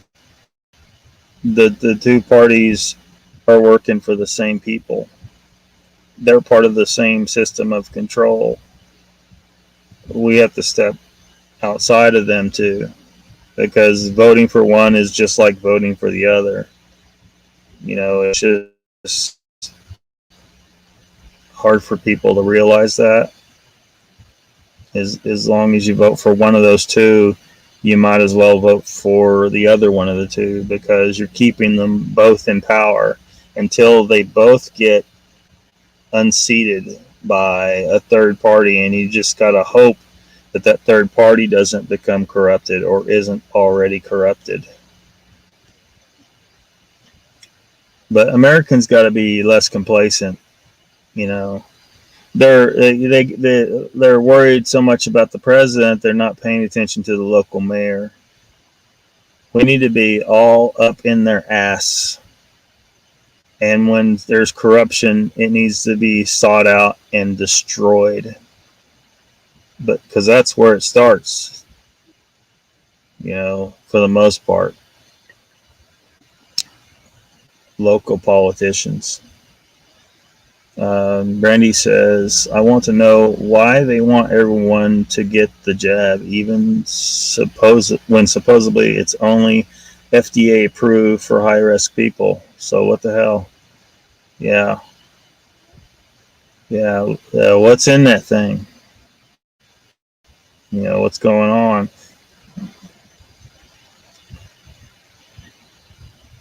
They're trying to make us submit to whatever they want to stick in us.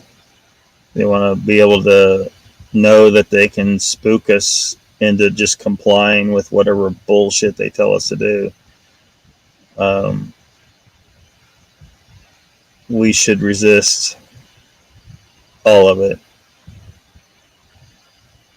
I mean, I raised some hell at a couple of businesses who were trying to put a mask on me, because I wasn't going to do it. I'm not going to go around putting hand sanitizer on either. People were actually, before this started, starting to figure out that hand sanitizer is not doing them any favors, and it appears that it may have been actually making some people sick.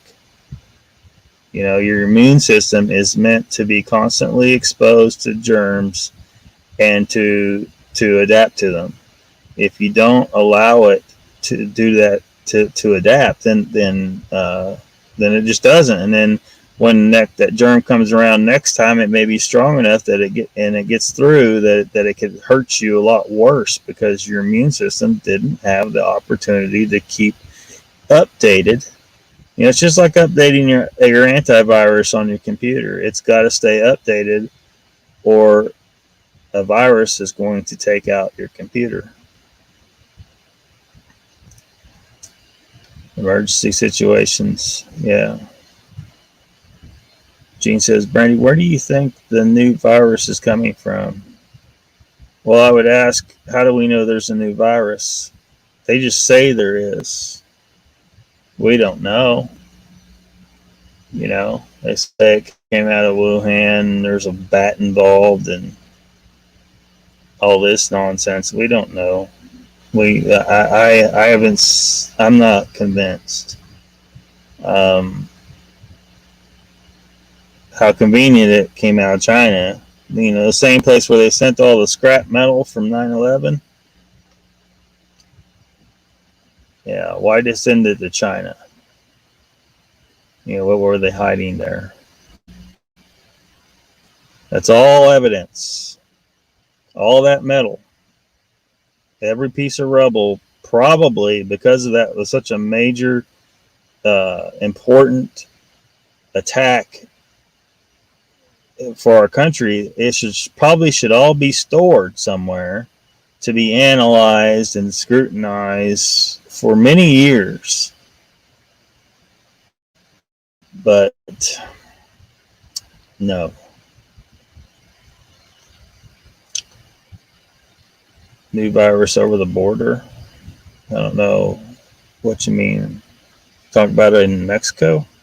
Brandy says, I know everything that's playing out was totally predictable to the people who caught it. Well, and if you're aware of Event 201, which appears to have been a rehearsal of the entire thing, that's another thing. I mean, most people probably haven't even heard of Event 201. The news is not going to tell you about that, but they had this kind of like a war game or whatever kind of situation where it's called Event 201. It was I think it was in 2019, which looked like a rehearsal of this entire situation. VPXM says, Brandy, I have gigs of data on that, including vids of doctors, including undercover.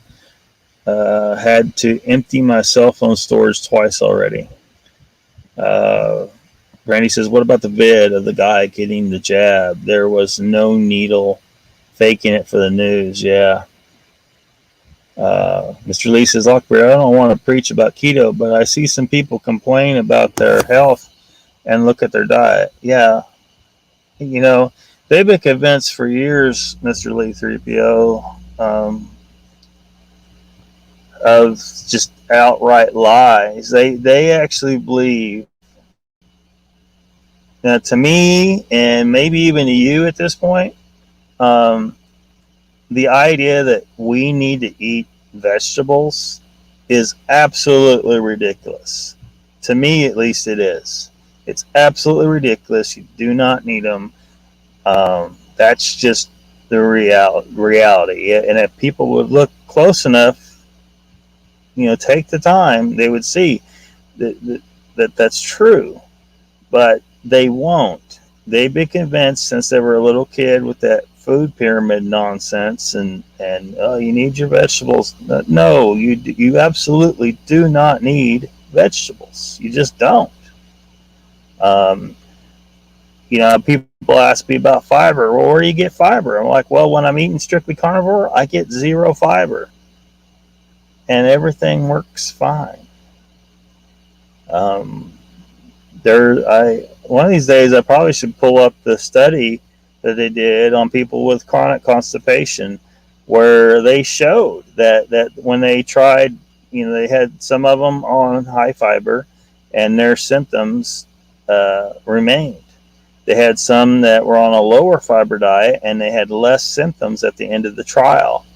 And they had some who were on a 0 fiber diet, and they had a 100% cure rate of their chronic constipation by being on 0 fiber. This is exactly the opposite of what they've been telling us for years. They've been telling you will not be able to shit if you don't have fiber. And the reality is that's just bullshit. And that's been the experience of many people on a strictly carnivore diet, including myself. You do not need fiber. Everything works actually better. Now, a lot of people that go strictly carnivore, and I think it has something to do with maybe they're eating too much fats in some cases, but I think for most of them, it's just that their system needs time to adapt, that they will have a little bit of, loose stool. But just power through, and it usually passes. And your system gets adjusted, and then you will feel a lot better. My blood sugar levels right out. I mean, if I do that, I have no low blood sugar issues when I do that. Multiple vids of that. A friend's daughter was told to get the jab or use your job with no unemployment. She got a doc note and they refused to take it. Wow. See, now they're holding her hostage. You're going to lose your job. You're going to lose your income. You will not be able to put food on your kid's table if you do not take this poisonous injection. Gene Hudson says, well, China limits births, then they get the virus, then China troops coming by the thousands into Canada, and now China raises the number of kids per family to 3. Yeah, it makes you wonder what's going on, huh? It's almost like they know they're about to get some more living space. And they're being let in. Now, I heard about those troops in Canada. Are they staging for a ground offensive in the United States? What the fuck is going on up there? It's almost is Canada stabbing us in the back right now? What? I mean, seriously. Brandy's like, isn't that a damn lawsuit? Well, you would think, but you're not even supposed to. Your medical information is supposed to be protected. So you know what I mean. But because they've used all this fear, and they've been able to justify all kinds of intrusion upon people's rights and privacy.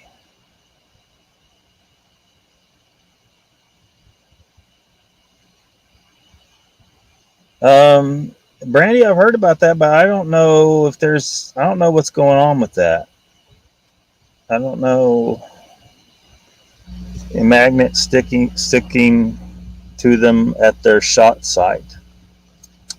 I don't know. And I mean, is there that much metal in it? um, that's crazy. If that's real, that's insane. PPXM Brandy, at least North America, that is illegal. No jab has been actually cleared. Go check it out. Enforcing is a big plus for you when you sue.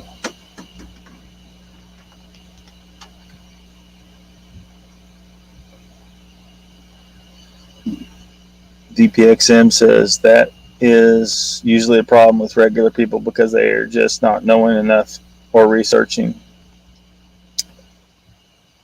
First time government said nope, no matter what, no lawsuit. Yeah. Like you're not, well, how's it go? You're not allowed to sue some of those companies. Sandra Piper says, good night, my footer friends, and God bless. You too, Sandra. Take it easy. Thanks for coming out.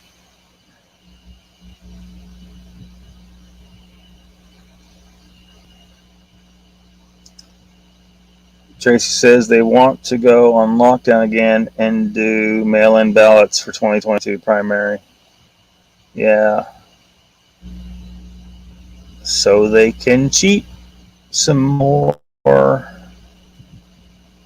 mean, I know people who told me they feel after that they're like, my vote doesn't matter. They don't even need to cheat in the next election, probably because so many people feel their vote doesn't even matter anymore. They're not going to vote. Gene Hudson says, Tracy, they made mask mandatory for the Walmart workers here in my town, shot or no shot. They all have to wear a mask. Brandy says, Gene, that's terrible. That's about people have issues, really shouldn't get the jab, especially when they don't know crap about it. Fiber does nothing for you. All lies. Yeah, Mr. Lee. I must have fell behind quite a bit. They're starting at Target, the mask. All of them have negative side effects they aren't telling us about. Gene says, Brandy, it's all terrible and is only going to get worse. Yeah. Thomas Jefferson said, the tree of liberty must be refreshed from time to time with the blood of patriots and tyrants. He knew if the people don't forcefully correct their government on a regular basis, they will lose their liberty. That's just the reality. Government will always become corrupt, and you got to force them out. You know, your elections, you know, they're being fixed. Sweet corn is poison. Usually says, oh no, here I go again. Brandy, another friend of mine, she's a receptionist at the doc office. The doc got the jab, was hospitalized. 2 other people died. Yeah. There's no way I'm doing it. China's going to walk right in, and they paid for the country. Yeah, Gene. They own a lot of land over here for some reason. We're about to be occupied, possibly. BPXM says there's a bombshell. Here's a bombshell. Read at your own risk. Tiny black worms found in masks and now also in tampons are second-gen graphene oxide, which inside the body reacts to 5G control. Oh my gosh. Yeah, a lot of people think the 5G thing. Um, I mean, you're right to say reach your own risk. That's one of those triggers on YouTube. Um, Now, there's probably some claims out there you probably shouldn't believe, but there are some very real concerns, and I probably won't try to address that here. Um, if you go to if you want the real concerns about that, um, there's a channel. He's the same guy who I talk about when it comes to how he's the one out there really trying to educate people about what's wrong with quantum physics, right?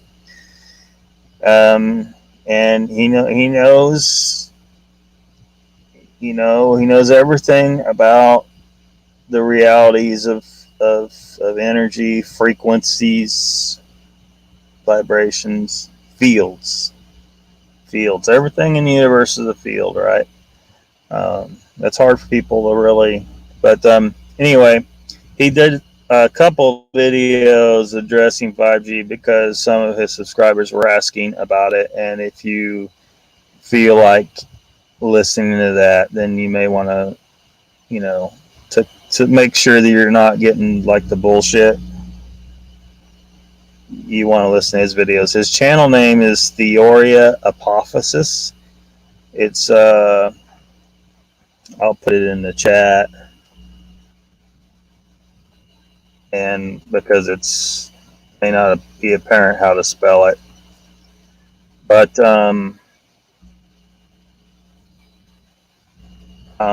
his name is Ken Wheeler, and he has a couple of videos. If you go to his channel and search his channel, he's got a couple of videos where he talks about 5G.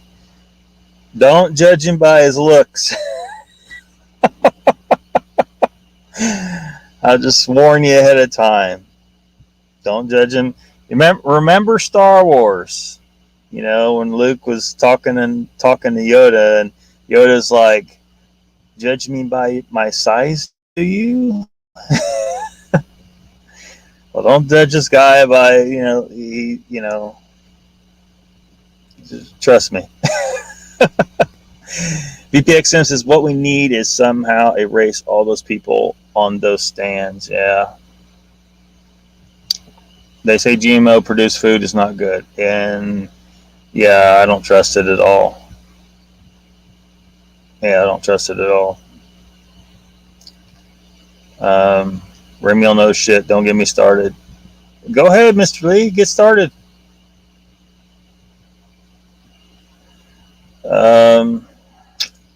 Yeah, so there's the name.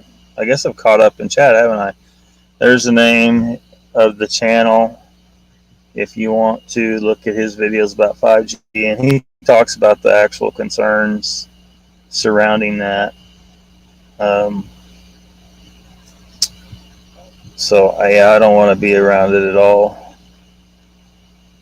But theoretically, with the beamforming aspect, and if they were able to turn up the power on these towers, so now they can target you with higher power frequencies that have been known by the government for many decades to do things to you. So yeah. VPXM says I love his channel, been subscribed for a long time already. Yep, so you know what I'm talking about. But I do collect info from everywhere and then sits with my experience. That's good. Very good. Gene Hudson says, what about how they are trying to grow meat in labs? Yeah. They're just trying to find another way to prevent us from hunting. They may try to say something like, well, we can grow lab meat now, so we don't need to kill animals anymore because we don't want to kill animals because that's mean. So And it'll sound legit to some people. The vegetarians will rejoice for a little bit, but they'll probably still complain because it's still flesh or whatever. But whatever, and then we'll be stuck eating some crap that we don't know what was used to grow it. Like even if you eat cow, eat a cow that was slaughtered, if it was fed with soy and corn, that's not good for you. You want purely grass grazed animals, not finished with corn or grains at all. Cows aren't supposed to eat a bunch of grain like that. That's another one. It's just like with the fruit, right? For humans, it wasn't available year round. There wasn't a produce section for caveman to go get fruit every day. There was very long periods that they didn't have any access to fruit at all because it simply wasn't ripen on the tree for most of the year. And it's the same for the grain, the seed. That's the seeds of those plants. It ripens at one time a year. So if cattle ate that in the wild at all, it was once a year, not year round, not in great quantity. It's just not supposed to be. Meat and they're the I guess giving it some kind of nutrient to grow in and put some cells in there, and the cells divide and they grow this fake meat. Fuck that, cuz excuse my French. I'll cuss all you want. With the foods aren't processed and poisoned enough already. Yeah, they want to take away our food independence. That's what this is part of. Remio says, we have genetically modified corn here, and there are activists lobbying against this and all GMO-based food. And I hope they continue. We need to resist it. VPXM says, Brandy, ever heard of underground labs? They've been around since 40s when certain Russian doctors tried matching animal parts to see if they stay alive. Yeah, it's insane experiments. Insane. Yeah, if they wanted to, they could. Brandy says there's a guy in Pennsylvania who did a video on an entrance to one.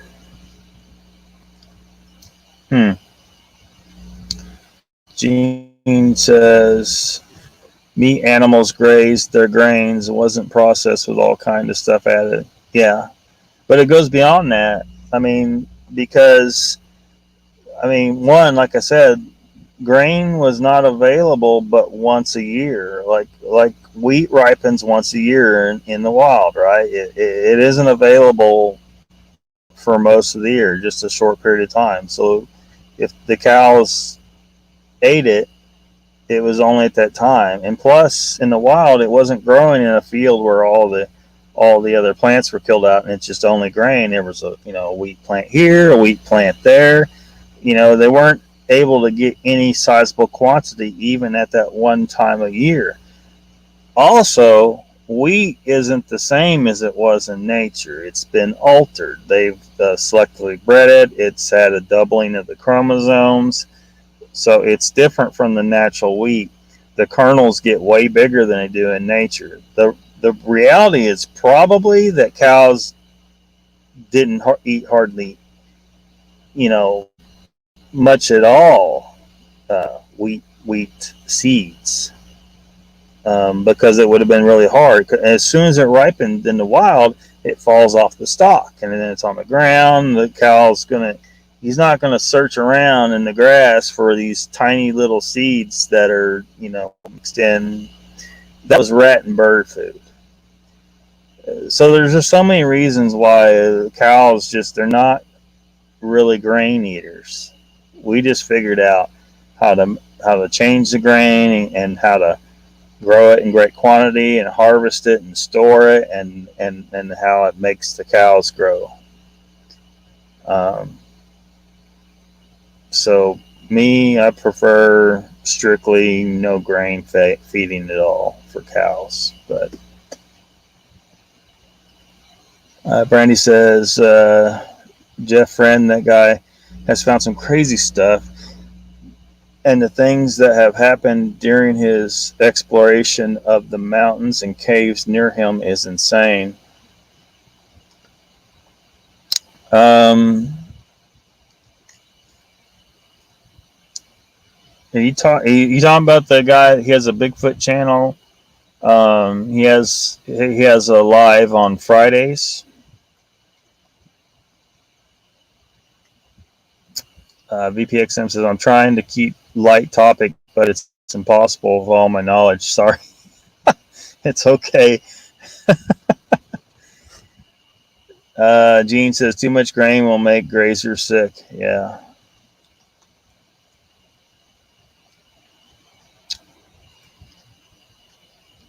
Remiel. Whoops, I missed your deal.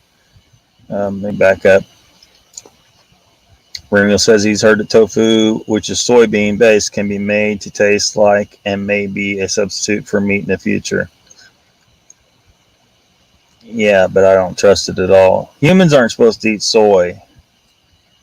And there appears to be some issues with phytoestrogens in the soy that could be part of what's contributing to men's low testosterone levels and some people having a hard time getting pregnant.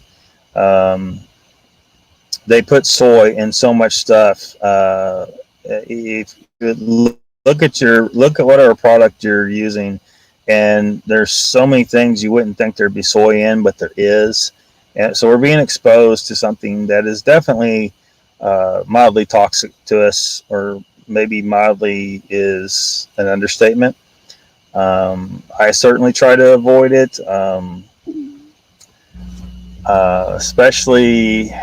especially for me, because I do occasionally, well, I'll just say it, I'm a sperm donor. So occasionally I am trying to help someone conceive. So I do keep that in mind and try to avoid soy at all costs to make for better chances in that regard. Remiel, ever eaten a burger at Wendy's? Yeah, he probably got nothing but soy at Wendy's. Some of the restaurants say it's 100% beef, but I wonder how much lying they can get away with. Brandy says Wendy's makes her sick. No, I don't want to know why. Too late. VPXM. Oh yeah, I did. He says forgot what they call it, but it sure ain't meat. Freaking soy burgers. Remiel says VPXM. Though I used to work for McDonald's.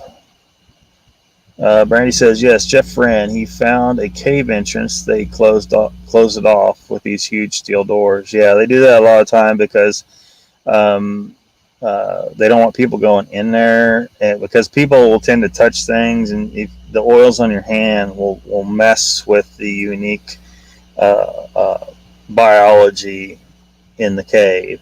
It's not meant to be. So they're trying to keep them from creating environmental problems in the cave, and probably also they don't want people getting hurt, but that's part of the reason why. Like, I've toured caves where they tell you do not touch anything, but he found another entrance. When he returned, there were cams up and signs saying keep out. Yeah. So he got discovered, huh? Now Now, some people might theorize that there's some more weirdness going on there than they just don't want people damaging the cave or trashing the cave. Some people go in there and party, or they'll spray paint. Yeah. Or damage geological structure, stalactites, stalagmites, so they might damage stuff. Remy Me Too, that was my first job ever at 16. McDonald's, I guess. VPXM, Brandy, I've been cursed into it a few times, and I got the light. Did a little research, and it's now like that tuna problem with the other restaurant chain. Gene says, wasn't Wendy's the one who had the little old lady that said, "Where's the beef?" I think. I can't remember for sure. Yeah. Wasn't that like 80s or something when they had those commercials?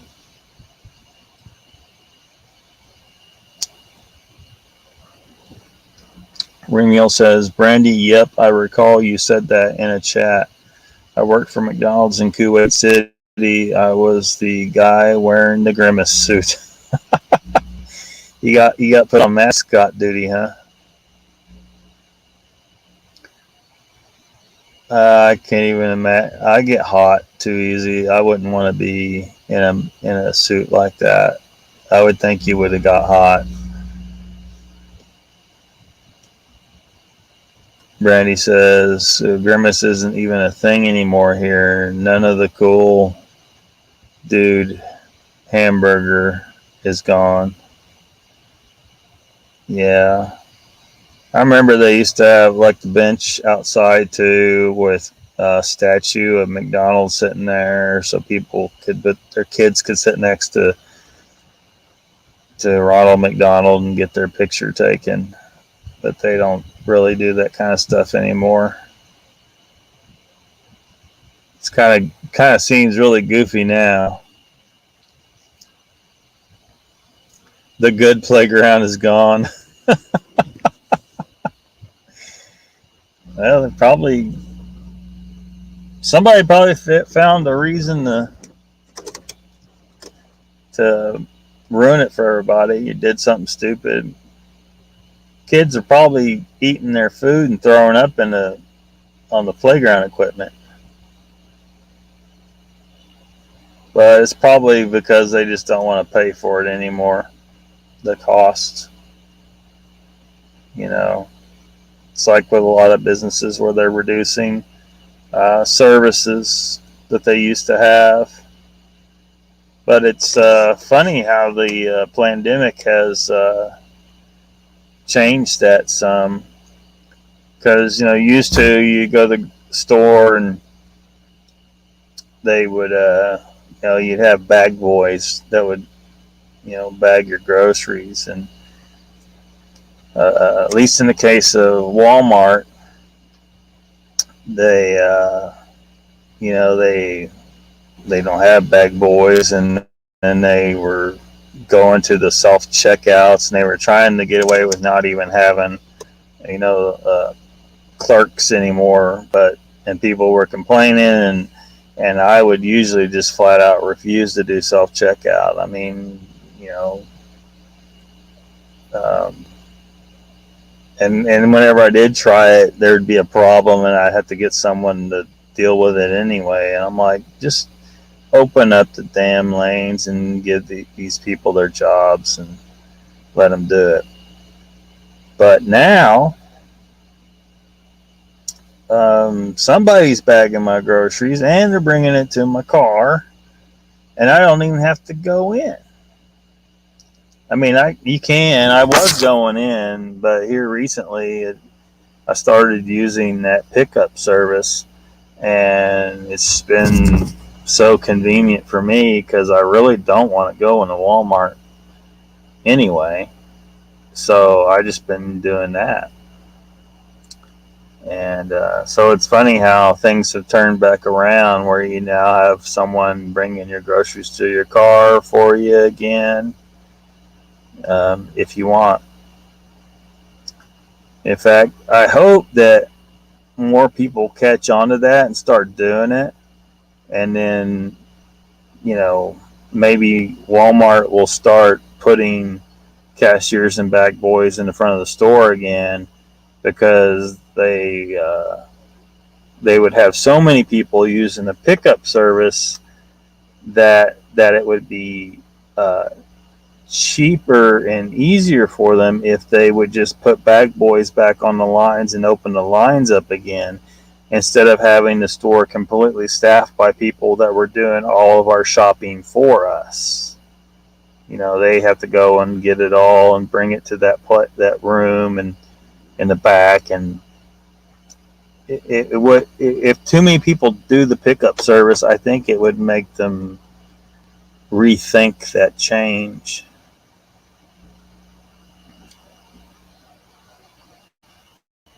The lawsuits, I imagine, Brandy. Oh, for the playground? Yeah, that might be another reason. That jail cell tower was awesome. Ah, memories. Remiel says, Brandy, yeah, a lot has changed in Kuwait. Our Ronald McDonald is actually an American who says he's an A-10 pilot in one of the U.S. bases there. So you guys currently have someone in costume over there as Ronald McDonald? That's crazy. I mean, it's cool. It adds to the experience. They need something because the food sucks ass. People just eat that for the most part, I think, because it's convenient and the kids want toys in their Happy Meals and stuff like that. Brandy says, I prefer to bag my own anyway, and my Walmart has become only self-checkout. One actual line is open with a person, and that's the only line that accepts cash. Yeah. Mr. Lee says his internet went out. It's the gooberment. It might be.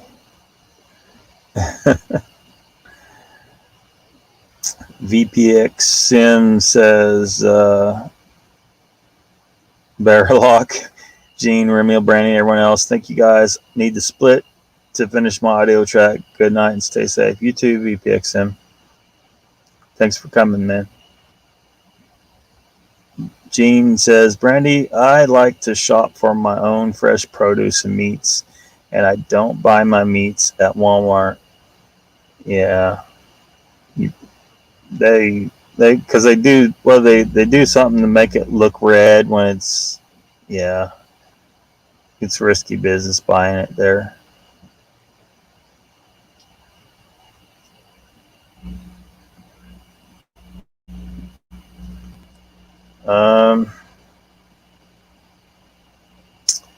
Brandy says, I agree, Gene. I couldn't do pickup on groceries. Lockbeard has already heard my rant on Walmart. I will continue. Yeah. But, I mean, a lot of towns, they don't really have another option for groceries in the smaller towns. And, you know, with Walmart having so many other products that, you know, it's kind of a one-stop shop. So it's just the convenience level beats out the smaller stores. Gene says, we still have butchers here, and my brothers raise beef, so I buy grass-fed beef from the brothers. That's good. Definitely should do that.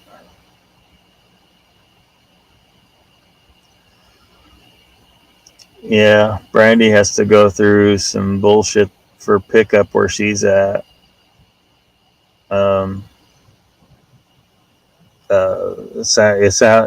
It isn't what I don't have to hear what she's going through.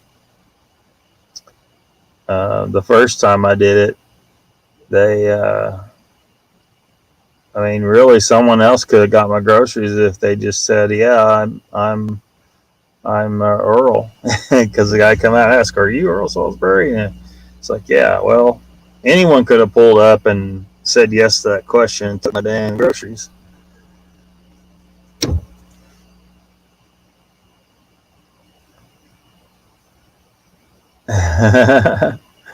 Yeah, Mr. Lee.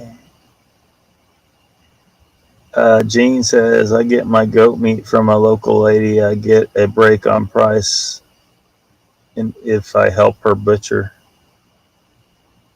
Yeah, get you some good clean meat that way. Ramiel says, friends, I need to go for now. It's been a very engaging show, Lockbeard. Thank you, Ramiel. You have a good night. We'll see you later. Or whatever time it is where you're at. Brandy says, Gene, that's cool. The butcher is definitely the place to go. Yeah. In the fresh fish place. Mr. Lee says, Gene, I buy all my meat from the butcher. He's only at the end of my road. Yeah, that'd be really convenient. I wish there was a butcher right here that I could get some of my meat from. Gene says, Brandy, we do our own fishing, fresh fish here from the Great Lakes. Yeah, that'd be cool to live on the Great Lakes. I've only visited up there once, and I think I was on the west side of Lake Superior. I was in Wisconsin, or we were going to Wisconsin. Anyway, this beach was just magnificent. It wasn't sand, it was cobblestones, ranging in these sizes. It was all rounded river weathered rounded cobblestones, thousands and thousands of them. I picked up some and took them home.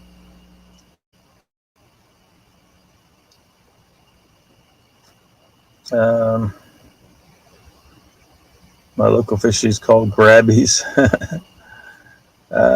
Take care, Remiel, she says. See ya, Remiel.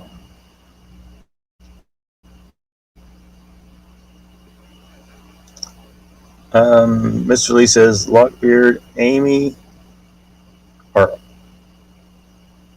Doctor is called Dr. Joy Moody, and that is not a joke. Huh?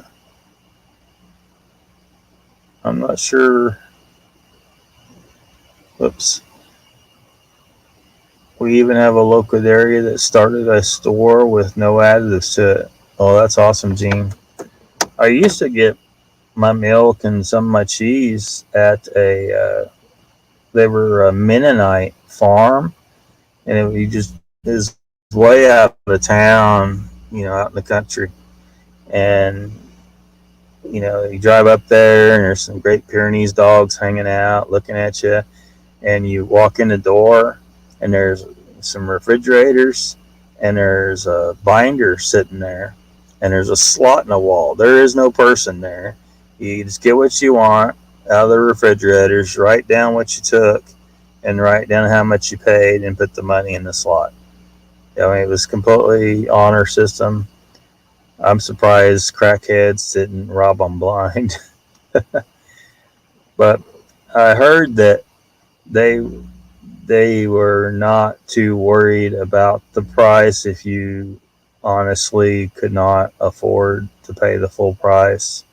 I mean, I always did, but because you bought it, right there on that farm, you could get, whole unpasteurized milk. If they sold it off the farm, it had to be at least heated to a certain temperature. But if you bought it right there, it would be completely unpasteurized milk. So that's why I was going out there to get it.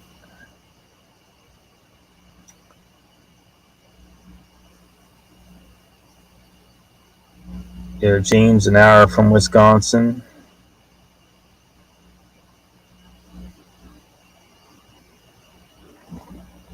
Brandy says, we only have one butcher close by.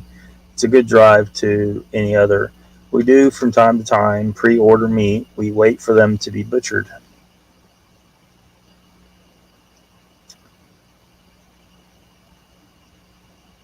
Um, what's up, Mark Dotman? How you doing?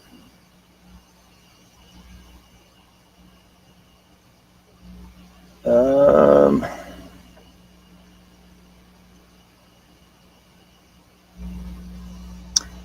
Mark Dotman says we have the honesty outlets at Farm Gate over here, but there are times when things get stolen. Yeah, I'd almost bet that they got things stolen from that farm as well.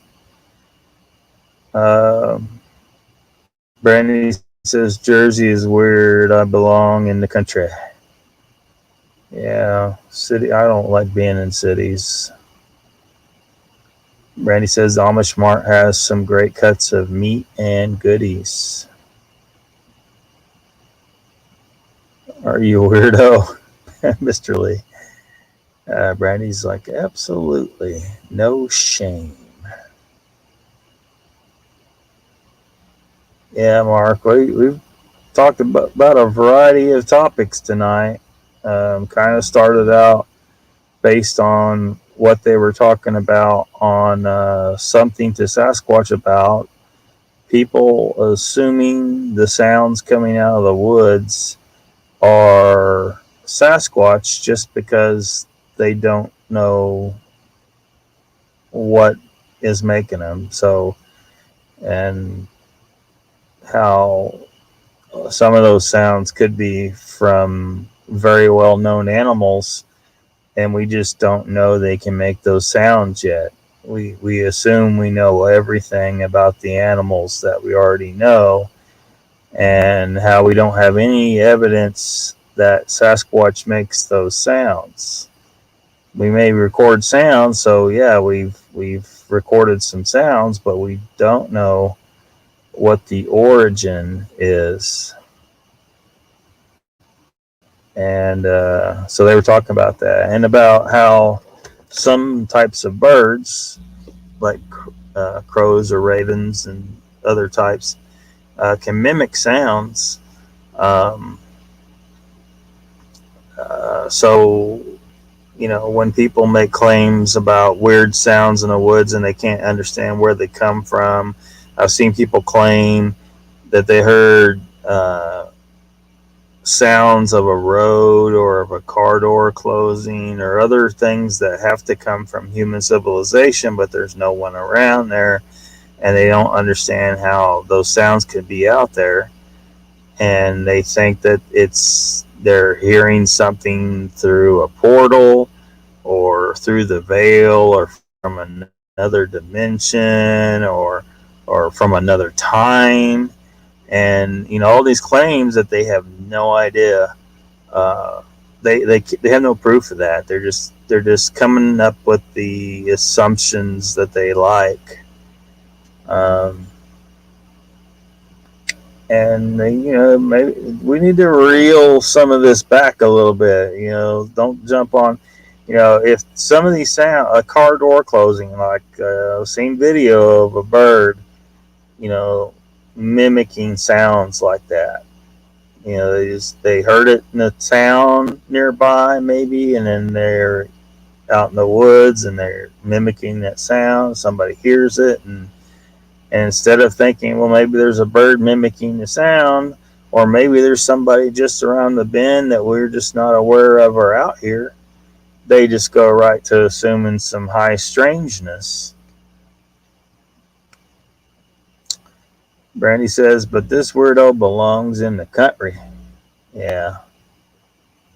Well, humans, this is an unnatural situation for us. We're supposed to exist as tribal groups with large areas of land to range over, and we're territorial, and we want to keep other tribes out of our area and keep them off our resources. So I think that a lot of us are experiencing some levels of psychological dysfunction as a result of these unnatural circumstances we live in.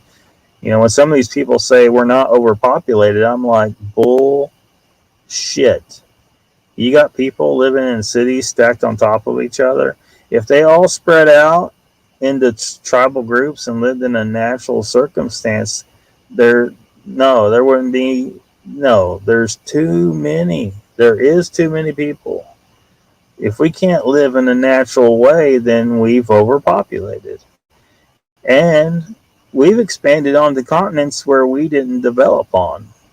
Humans didn't develop in North America and South America. We expanded here after we got too smart for our own good. So I call complete bullshit on the claim that humans are not overpopulated and we're just fine. We definitely are. And living in houses and all this stuff has got to be having some negative psychological consequences and maybe some negative physical consequences as well. Mr. Lee's Lockbeard every day. You really want me on here every day? I don't know. I need to. Hey, if I could make it my job, maybe we could talk, but I got stuff to do.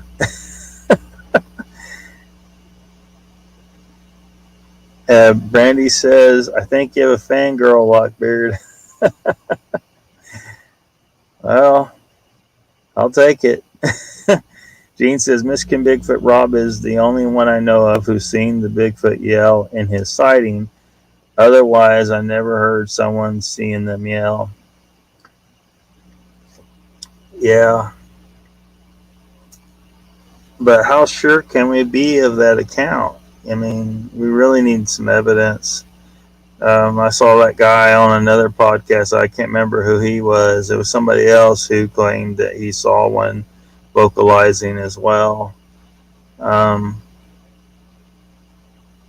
mean, I don't want to call them liars, but I really need some video. But we can't even get video that's clear, really. So we haven't even we're 2 steps behind on that deal.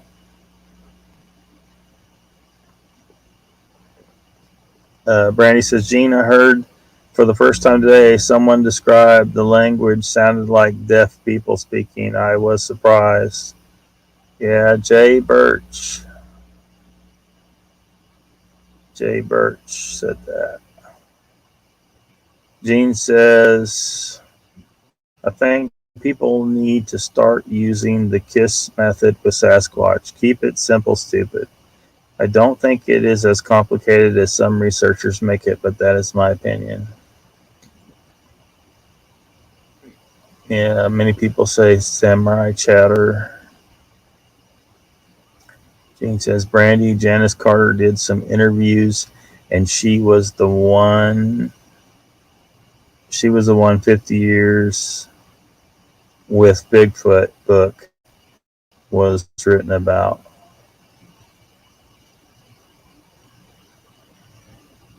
I mean, but how do I know I can believe her, though? What if she was just spinning a big yarn? Was she a lonely person looking for someone to talk to and attention, or looking to make a little money on it? Or I don't know. Brandy says, not overpopulated? Tell that to the 16 people sharing the 1-bedroom apartment across the street. Yeah. Jean says she knows their language and they even have ABCs. Well, she claimed that, but how do I know she's telling the truth? Mark Dodman says Joe Pasquatch Cowboy put up a post today saying he has beer virus. I hope he's going to be okay. Yeah, we all do. He'll be fine. Um, Brandy says, I haven't heard of that either. The book, I have heard of Janice. I stay in a small circle, but I'm trying to branch out a bit to the right places. Too much drama keeps me in a bubble. Mark, so far so good. He's taking his vitamins and zinc, was out walking for a bit, and is resting in good spirits.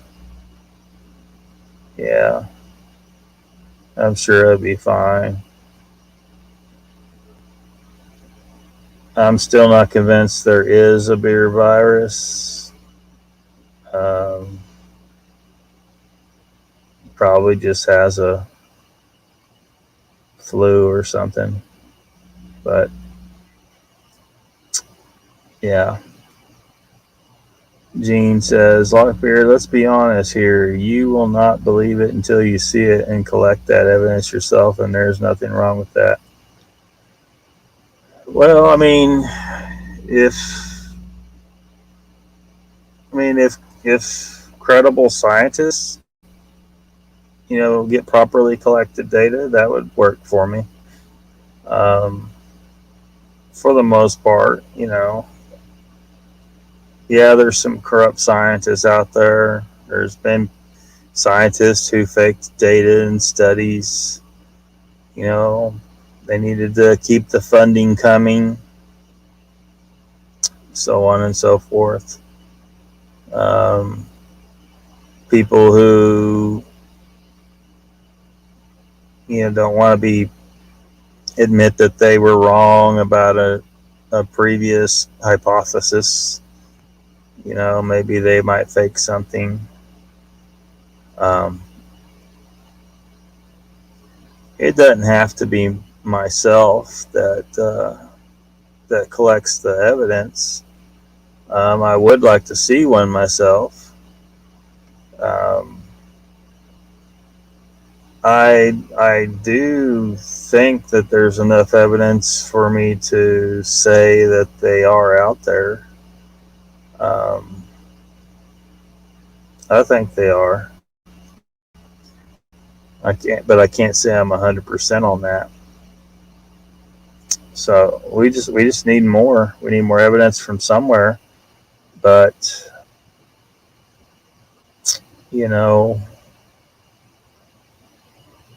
what if it's possible that some of these people, their minds are just playing tricks on them? They're certain they saw something, but they really didn't. So, and the footprint evidence, that's actual physical evidence. And if Jeff Meldrum isn't jacking us around himself, then it seems that we do have legit evidence of extremely large people running around in the woods.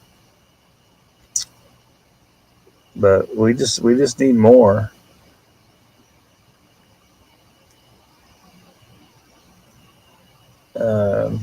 Jeannie will have to look into it. She's curious. Mark Dodman says, thanks, Brandy. His channel was the first I subscribed to, and the others he has now put me onto.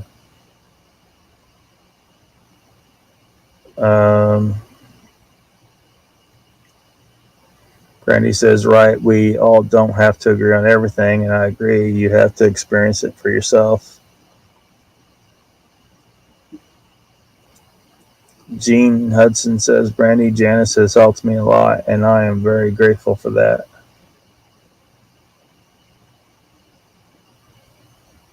I hope her account is legit, but, there's just so many accounts out there that, it's kind of questionable. Some of them have fantastic claims, and I just can't accept everybody's account. Gene says, I know they have seen them since I was little. It was the dog man that threw me for a loop, and that was 17 years ago. I had never heard of them before. Yeah, Dog Man is is really hard for me to believe. Um, I mean, at least with Bigfoot, we have all these prints. Um, so, I wonder if Dogman sightings is really a misidentification, and the mind just kind of filled in the blanks a little bit. Just like when I described in relation to the Mandela effect, I was so certain that Dolly had braces in that scene in the film, but when you go back and look, she does not have braces, and I think that's just a case of our mind being so good at filling in the blanks in a way that seems to make sense to your subconscious mind, so that you have a complete memory or a complete perception of something that you have seen. And from my perspective, as someone very interested in screenwriting, it makes so much more sense that she has braces in that scene. So I think my mind just went ahead and plugged that in, and called it good. But in reality, I never saw braces. I couldn't have, unless we're going to buy this insane Mandela effect stuff. And I'm not remotely prepared to jump on that and just believe that, because there's no evidence of that. It looks like there's just people misremembering things. I think that's all it is. So, the question is are people misremembering or misperceiving a wolf or something as a dog man? Brandy says, I will never discredit anyone and their experiences. I simply don't let that affect what I personally experience. Well, if I have proof someone has done something wrong, like hoaxing or stealing me to see, I have an issue. But I have to have solid proof, and I've come across a few. So maybe you don't buy Todd Standing, Mr. Gorilla Gloves. Yeah. Gene says Janice did an interview with that Igor. Oh boy. And told how they hunted deer and everything, and researchers attacked her years later. They seen for themselves it was true, as well as other things she said. Yeah, I don't know that they need to attack her, but questioning, I think people have a right to ask questions, and say, is it possible you're not remembering things correctly? I mean, a person can have ongoing hallucinations from a mental condition. So that's a possibility in some of the cases that people have had sightings. Brandy says, I have a question that might rattle the conversation a bit. What do you think all of the non-woo believers will do or say if it's proven these beings can cloak, go into portals, all that jazz? Well,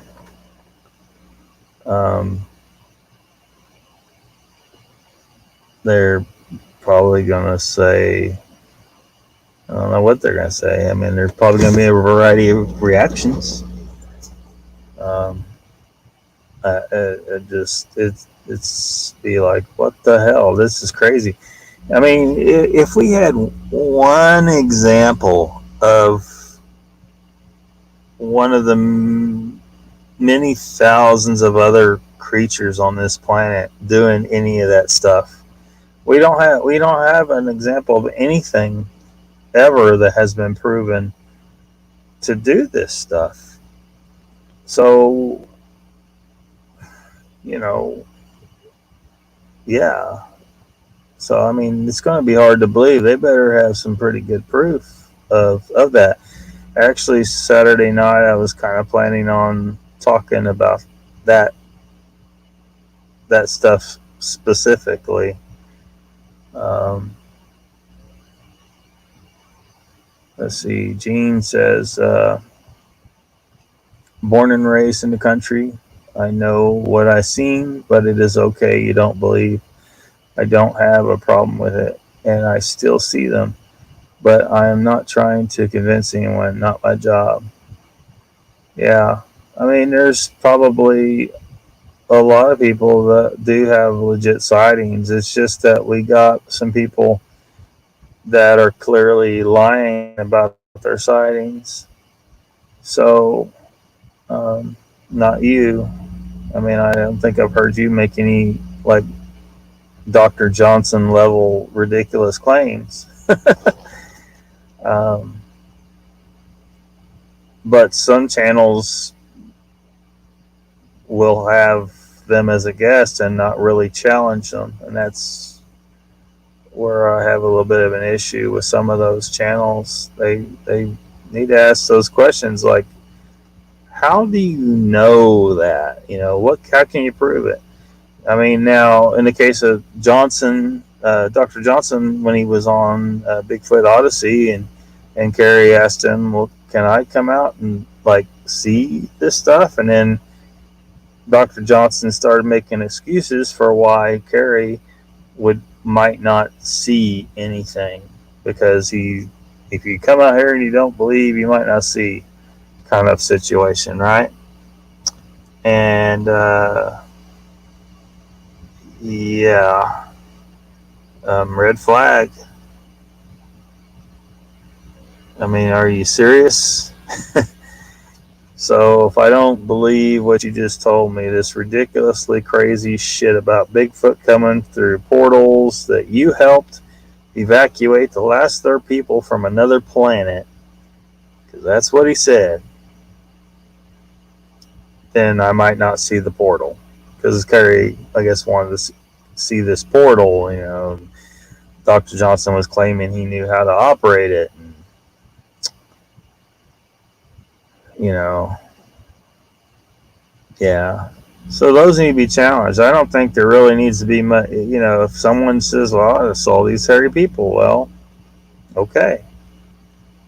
You know, that's not a ridiculous claim compared to the other stuff, but we do need evidence of them. Um, Most people aren't going to believe in them until we really have real evidence. Sightings just won't do it. Mark Dodman says, "Didn't Jeff Meldrum and the other gentleman who has passed now give a level of credit to Standing's and counterclaims?" I don't know. I don't know for sure about that. Um, I mean, I wouldn't. I don't know how Jeff Meldrum would know.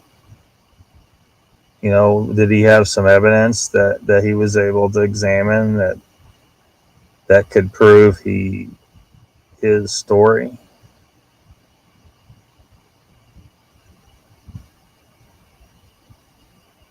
Yes, they did. Says Gene. Thanks, Brandy Jean. I don't know. The Gorilla Gloves thing's kind of that's dude shouldn't just be running around with Gorilla Gloves. Gene says it's hard for the scientific mind to believe most things. I missed that interview. Did Kerry roll his eyes at least? He might have. I don't recall. It's been a while back when that happened, and it was a really long show too. And he did say at the beginning, Kerry did say at the beginning, now this guest is going to be, I don't remember how he worded it, but it's going to be a challenging guest for some people. And it was.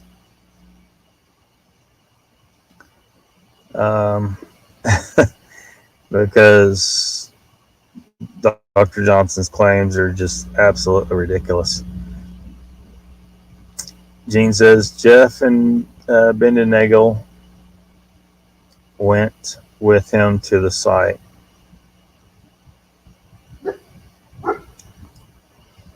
Well, I mean, that was after the fact, right? And I mean, I don't know how they can how they know what he saw on a previous occasion. He could completely made the story up. How do they have actual evidence of what he claimed he saw?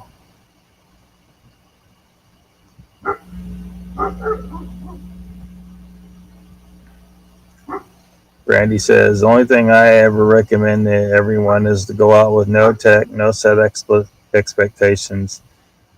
Don't purposely seek anything out and see what happens. Yeah. Most people, that's what they should, if they want to see one, that's probably what they should do.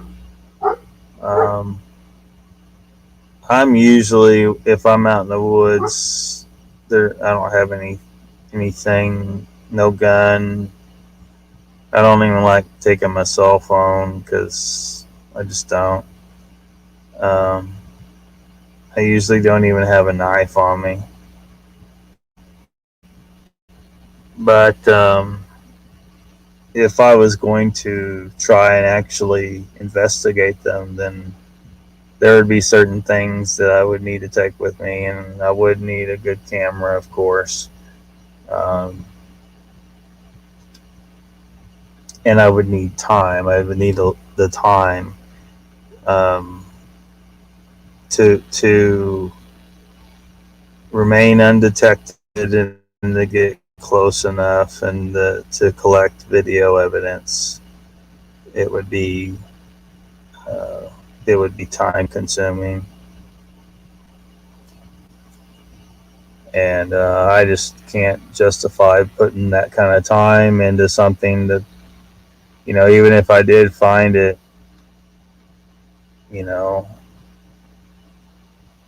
now what, is that going to compensate me for the time I spent out there not working a job?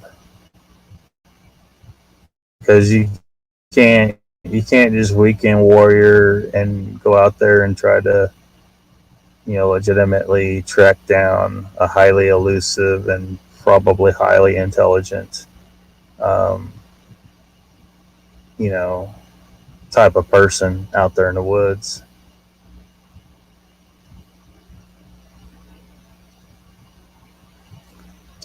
Gene says agrees with you on that. Big Rob, hey, what's up?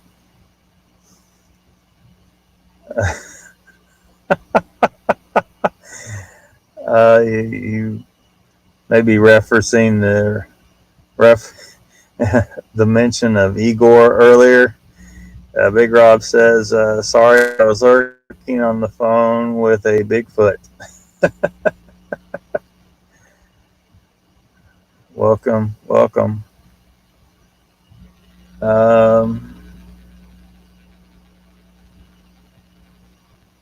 Gene wants to know, what did Bigfoot need? Someone is picking on the pup. Oh, did you hear the dog barking out here? The dog probably just thought something,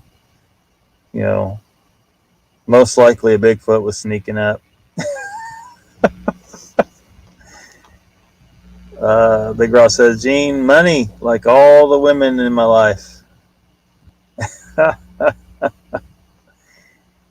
My brother says he's heard some sounds out here before that he doesn't know what they are. He refers to them as monkey sounds. I haven't heard anything. but a lot of shit goes on that I'm not paying attention. The coyotes might be making a bunch of ruckus, and I may completely just not consciously notice it because I just don't care. Gene says, Big Rob, you are hanging with the wrong women if they only want your money. Mark Dobbins says, one thing these channels have given me is a new perspective on what I have seen in the bush, especially within my youth when I may have found something interesting. Yeah.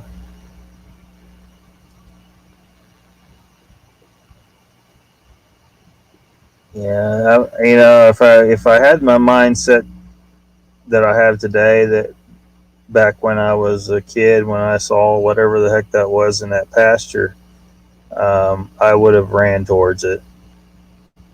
But I was a little, very small kid, and I don't remember how old I was, and that was not something I was going to do at that time.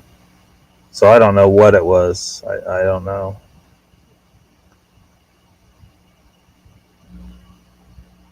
Damn gold digging Bigfoot, Brandy says.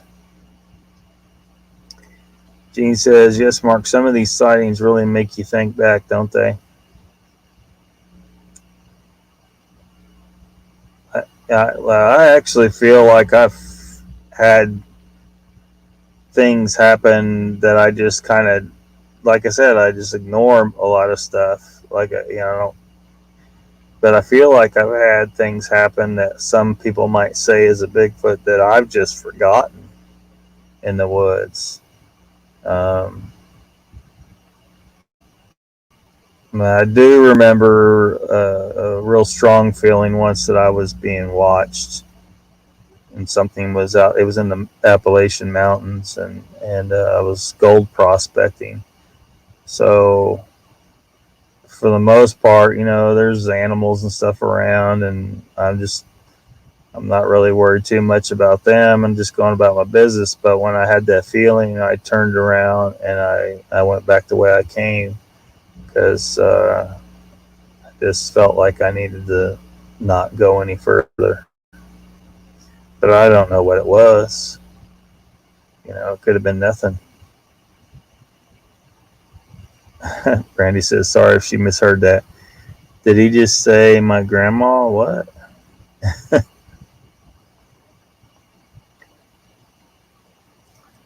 Get out of sight, out of mind. Our mind will protect us from things that scare us. Out of sight, out of mind. Yeah, it could. But if your subconscious mind decides that it's better to forget an experience, a mental block, right?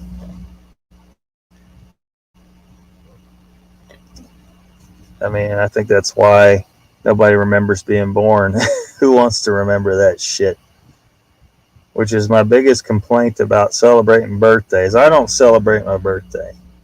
And I pretty much got everyone around me trained not to, like, some people still say happy birthday, but they don't give me cards. They don't give me gifts. I don't want them. I don't want to celebrate. I don't care about my birthday. I was like, why do I want to celebrate a day that I have an obvious mental block over? It was clearly a horrible day.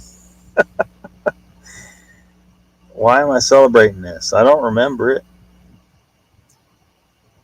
But my mother insists on a phone call, so she's like, well, I remember it.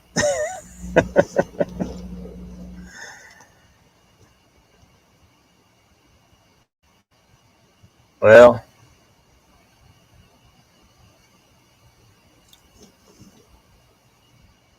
yeah, I've done that on occasion. Like I've completely forgot that it was my birthday. Um, there was a little bit there where I forgot how old I was. Like for a minute there, I was thinking, well, I was thinking I was 2 years older than I was, and then I was like, wait a minute, I'm not that old. Until the phone call comes. Yep. I get that phone call. My brothers will send a text saying happy birthday or something, but and it gets worse every year. Like I don't celebrate holidays or birthdays really. Um, every day is the same to me. They all run together. Time passes, and then I'm like, it's been a month. What? One of these days, I'm gonna wake up and I'm gonna be dead. I'm like, what happened? Brandy says I stopped keeping track when I turned 30. Mark Dama says it, it may be my age, but I celebrate every birthday.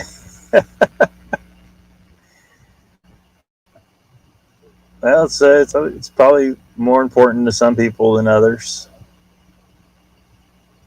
I just never really. I mean, my birthday is 2 days before Christmas, so a lot of times when I was a kid, we'd be traveling on that day, you know, and I don't know. I used to joke that part of the reason why I don't want to celebrate it is because of the traumatic experience of being stuffed in a stocking because I was a Christmas baby, right? And my mom hangs up that stocking every year.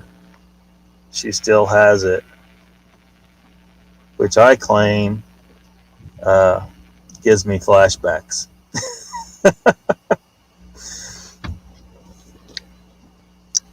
Gene Hudson says, one of my sisters was 29 till I turned 29, and she's 17 years older than I am. And just to clear it up, she is the fourth kid, and I am the 13th kid. Oh, she didn't want to admit she didn't want to turn 30, huh? It's just a number. It'd be all right. 29 and holding. Yeah, it's just a number. Doesn't mean anything really. Gene Hudson says, "Me too, Mark. I earned every damn year."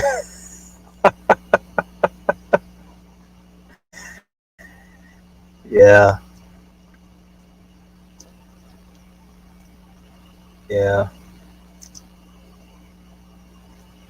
I wonder if Bigfoot celebrates birthdays.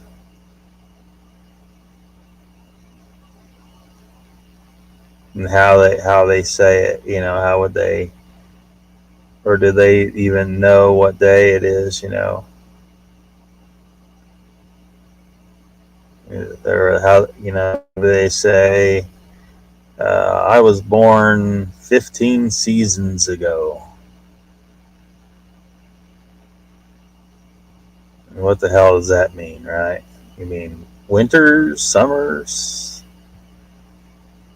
Mark Dodman says, I didn't have to count as high as my now age until I was in secondary school. Yeah.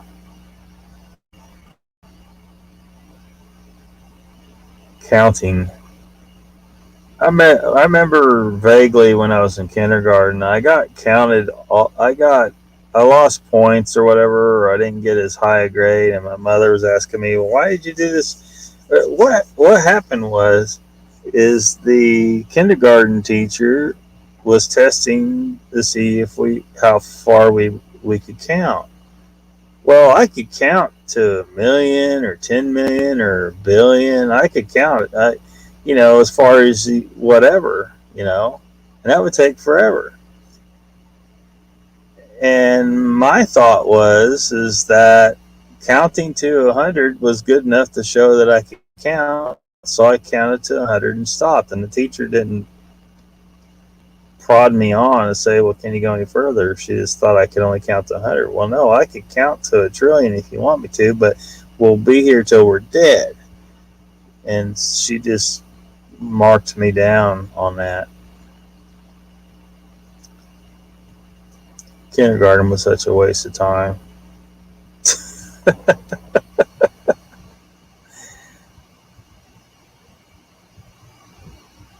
But I mean, I run into the problems like that all through school, though. I mean, teachers counting off for me not showing my steps in the math, and I'm like, well, in my mind, I'm like, well, the other kids may need to do the steps, but I can do it all in my head.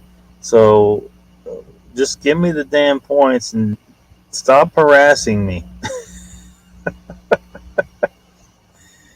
and instructors and stuff that will count off for attendance. I was like, well, is this a class about attendance, or is it, what's the subject here?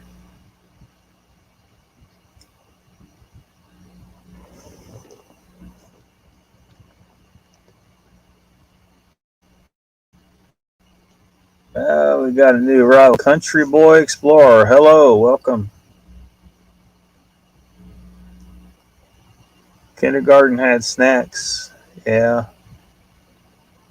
Oh, that horrible milk in those little cartons, though. It always tasted like it was old to me. You know, like it wasn't any good anymore. Gene Hudson says, my youngest daughter wasn't happy when I taught my youngest granddaughter 1, 2, skip a few, 99, 100. Yeah, I bet.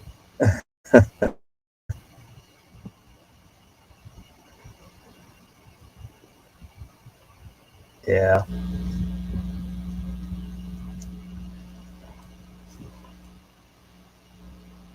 So you had problems with your taste buds at a young age. No, that milk is no good. I guarantee. Like even now, I won't drink out of those little, even the little plastic bottles. Like it always tastes like it's bad for some reason to me, like it's old. Hey, country boy, where are you coming from? How'd you find us?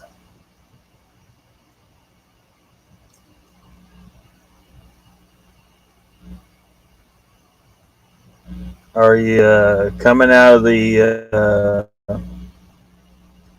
paranormal community on YouTube, or did you happen to find this live just randomly?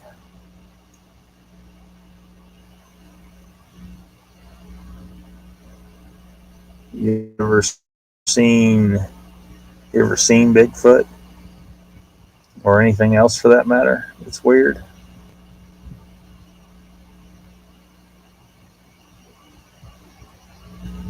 East Tennessee. Randy says that milk wasn't good. I know that taste. Always got the chocolate because it wasn't as bad as the white. Yeah, me too. But the chocolate tastes bad too.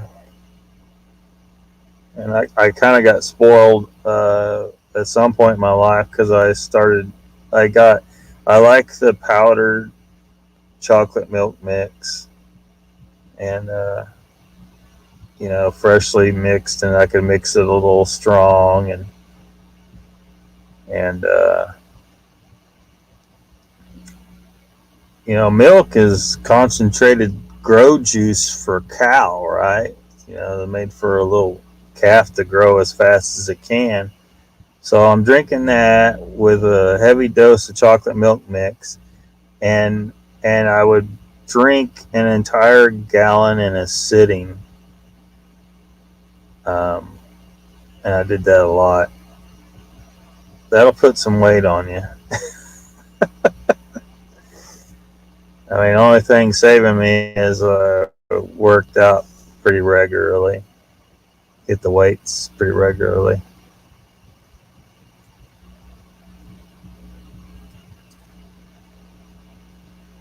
Uh, Country boy, do you watch any of the Bigfoot shows or paranormal or any of that kind of stuff?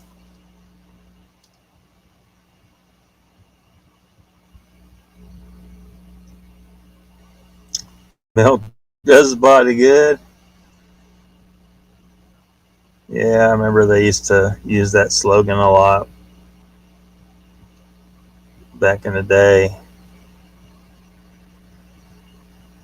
But I still drink it some, but I don't get crazy about it like I used to. And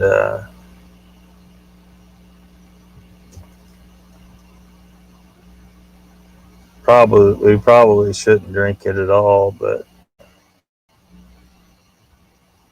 Gene says I wouldn't drink that school milk. We had a cow, and I got the good stuff from the start.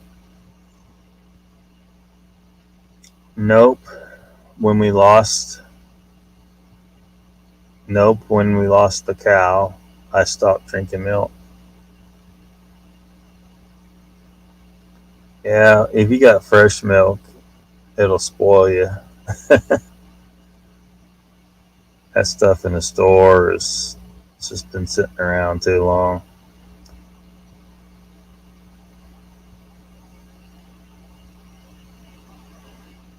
Country Boy says, I've been subbed to you for a while now. I've seen apparitions in a place near me. Like a cemetery or an old house or something? Or could you tell, like, was it a man or a woman or anything like that?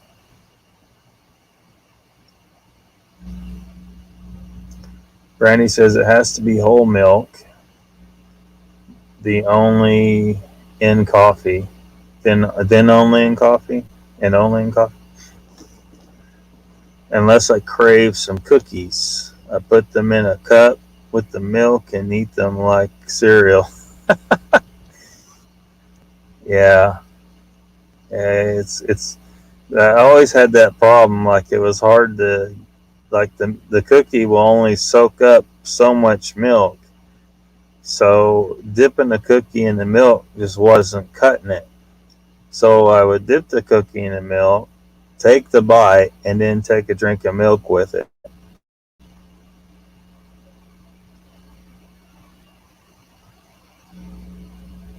I don't hardly do that anymore. It just messes me up. Country Boy says it's in a big patch of woo.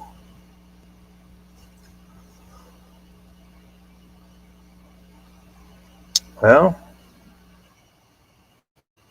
yeah. That's probably where you're going to find some ghosts. I might one of these days. I may have done that before. I don't know, but I just know that I couldn't get enough milk on my cookie. It wouldn't soak up anymore. And toast with butter, like eat it at a restaurant or something, I'm in trouble because if I'm going to eat toast, I want it thoroughly saturated in hot, melted butter, and it'll come out and the butter's kind of cold and there's not very much on the toast, and I'm like, no, no, no, no, no, no, this isn't gonna work. And then usually it'll be margarine instead of butter, and that's just poison. I want real butter, damn it. Oh, in the woods. In the woods. I call it the haunted woods in my videos. Awesome. Have you been able to get any kind of video evidence of anything?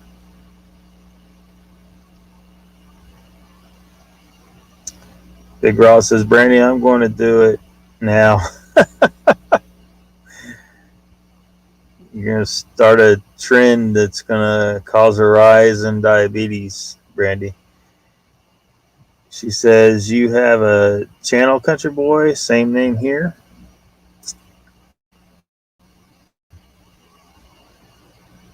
Oops.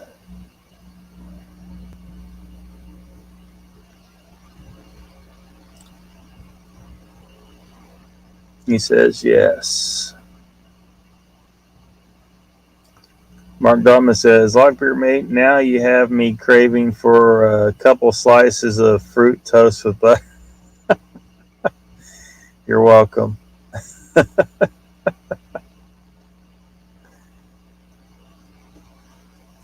Brandy says it's so good. Sometimes I mix them, Chips Ahoy and Oreos, occasionally some Nutter Butters.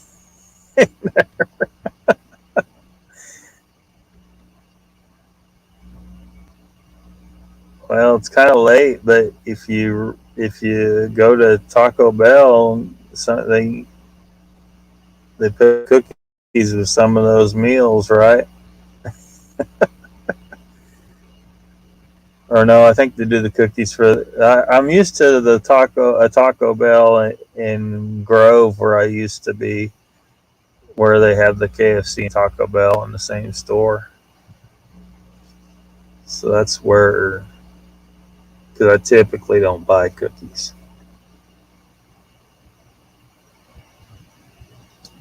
Randy says she's going to check it out. Country Boy says, on my Instagram name, Johnny Fletcher 585. Your channel covers paranormal stuff, or just some of your videos is paranormal?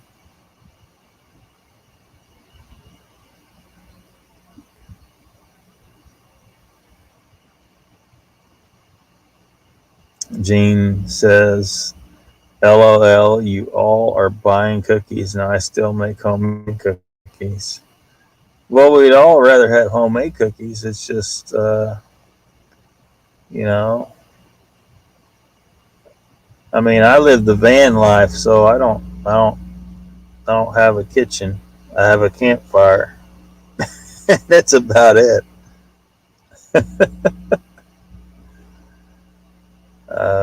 Maybe one of these days I can stick some kind of something in this thing, but the campfire seems to do the job for most of what I'm doing.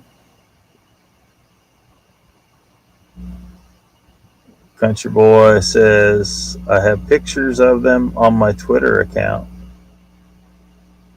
I won't be able to view them on Twitter, though. I shut my Twitter down. I got sick of their bullshit, so I'm not even on Twitter anymore.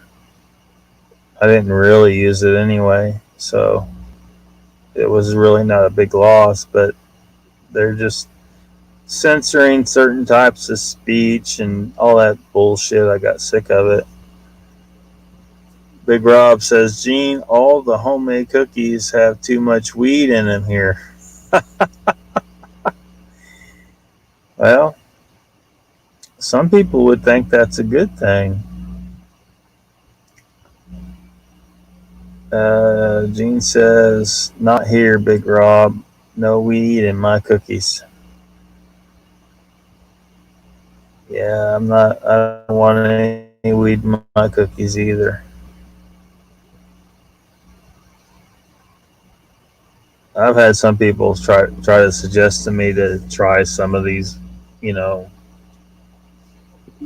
products with cannabis in them and stuff like that, and I'm like, well,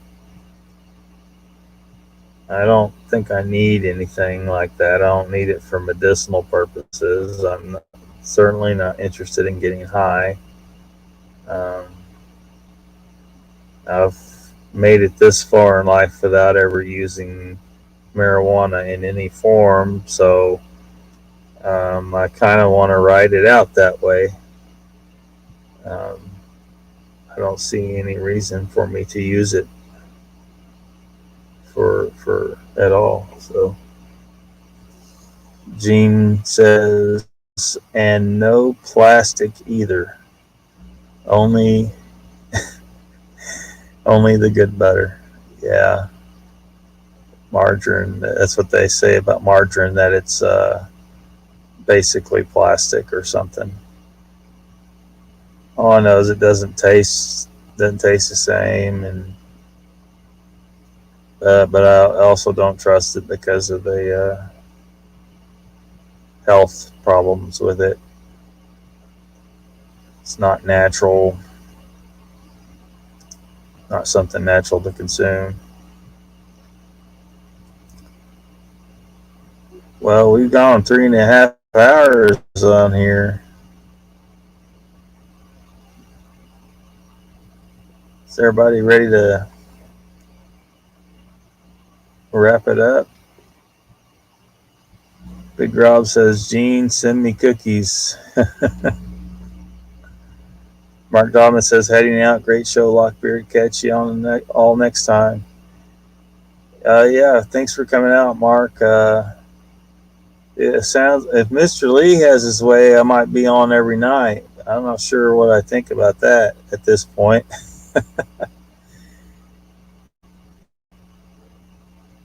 It's becoming a full-time job. Gene says, night, Mark. Brandy says, I make homemade snickerdoodles and butter cookies. I can't do it as much as I want. I'll eat them all. Yeah, if you make them, they will be eaten somehow. Big Rob says, good night, Mark. Gene says, good night, Mark.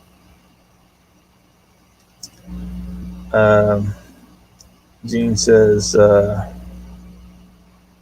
why is this not working?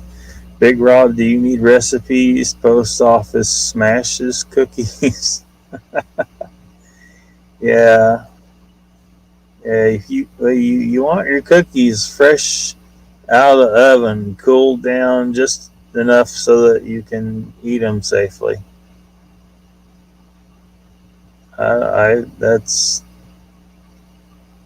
if I let them cool, it almost defeats the purpose of making them myself. I like them when the chocolate chips are still soft and all that.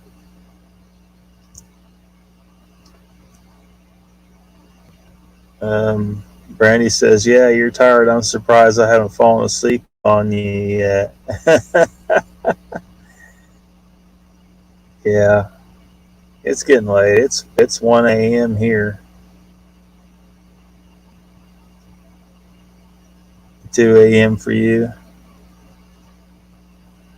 Gene says, Brandy, you make them and freeze some and then just bake a few up the next time.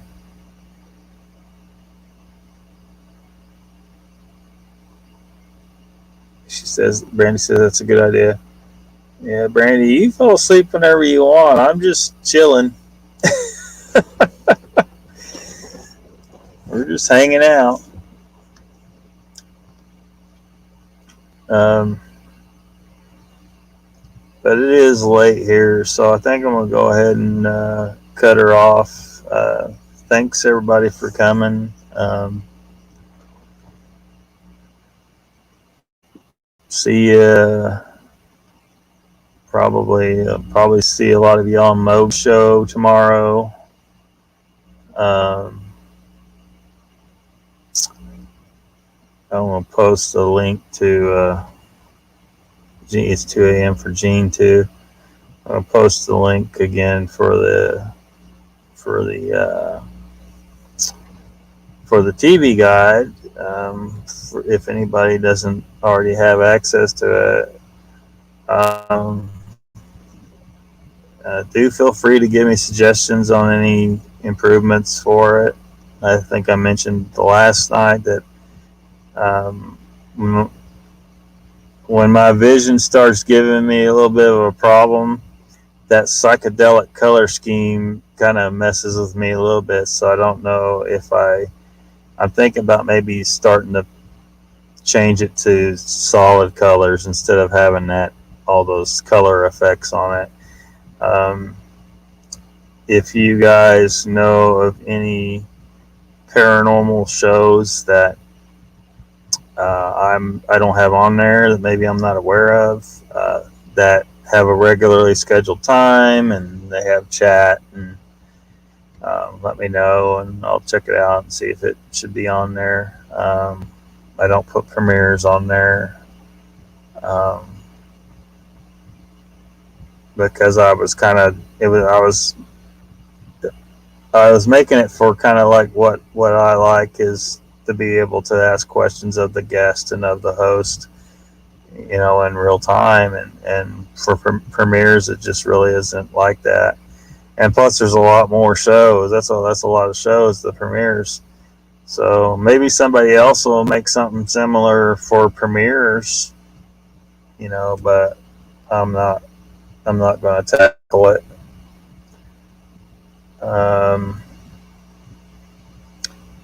Brandy says I usually pass out once the kids are asleep. Block, good night, be safe. You too, Big Rob. Gene says, great chat. Night, all blessings.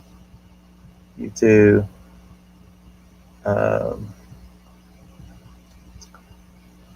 Yeah, thank you all for coming. Gene, Brandy says, Gene, look me up on Facebook so I can send those pics. Big Rob says, good night, Brandy. Gene says, will do. Brandy, can you look me up? Two, same name with a mother hen and chicks cartoon figure. And Brandy says, okay. All right. Well, I don't know if I'll do another random live before Saturday, but Saturday, I was planning, that'll be the regularly scheduled Lockbeard phenomena, and I was going to start out talking about some Bigfoot stuff. You will see on the thumbnail a picture of Harry from Harry and the Hendersons, and I'll let you find out what the title will be. Good night, Brandy. Good night, Big Rob. Gene says good night to Brandy as well. Good night, Gene. And Brandy says, y'all come back now, you hear? She said, I always wanted to say that. All right, have a good night. Y'all take it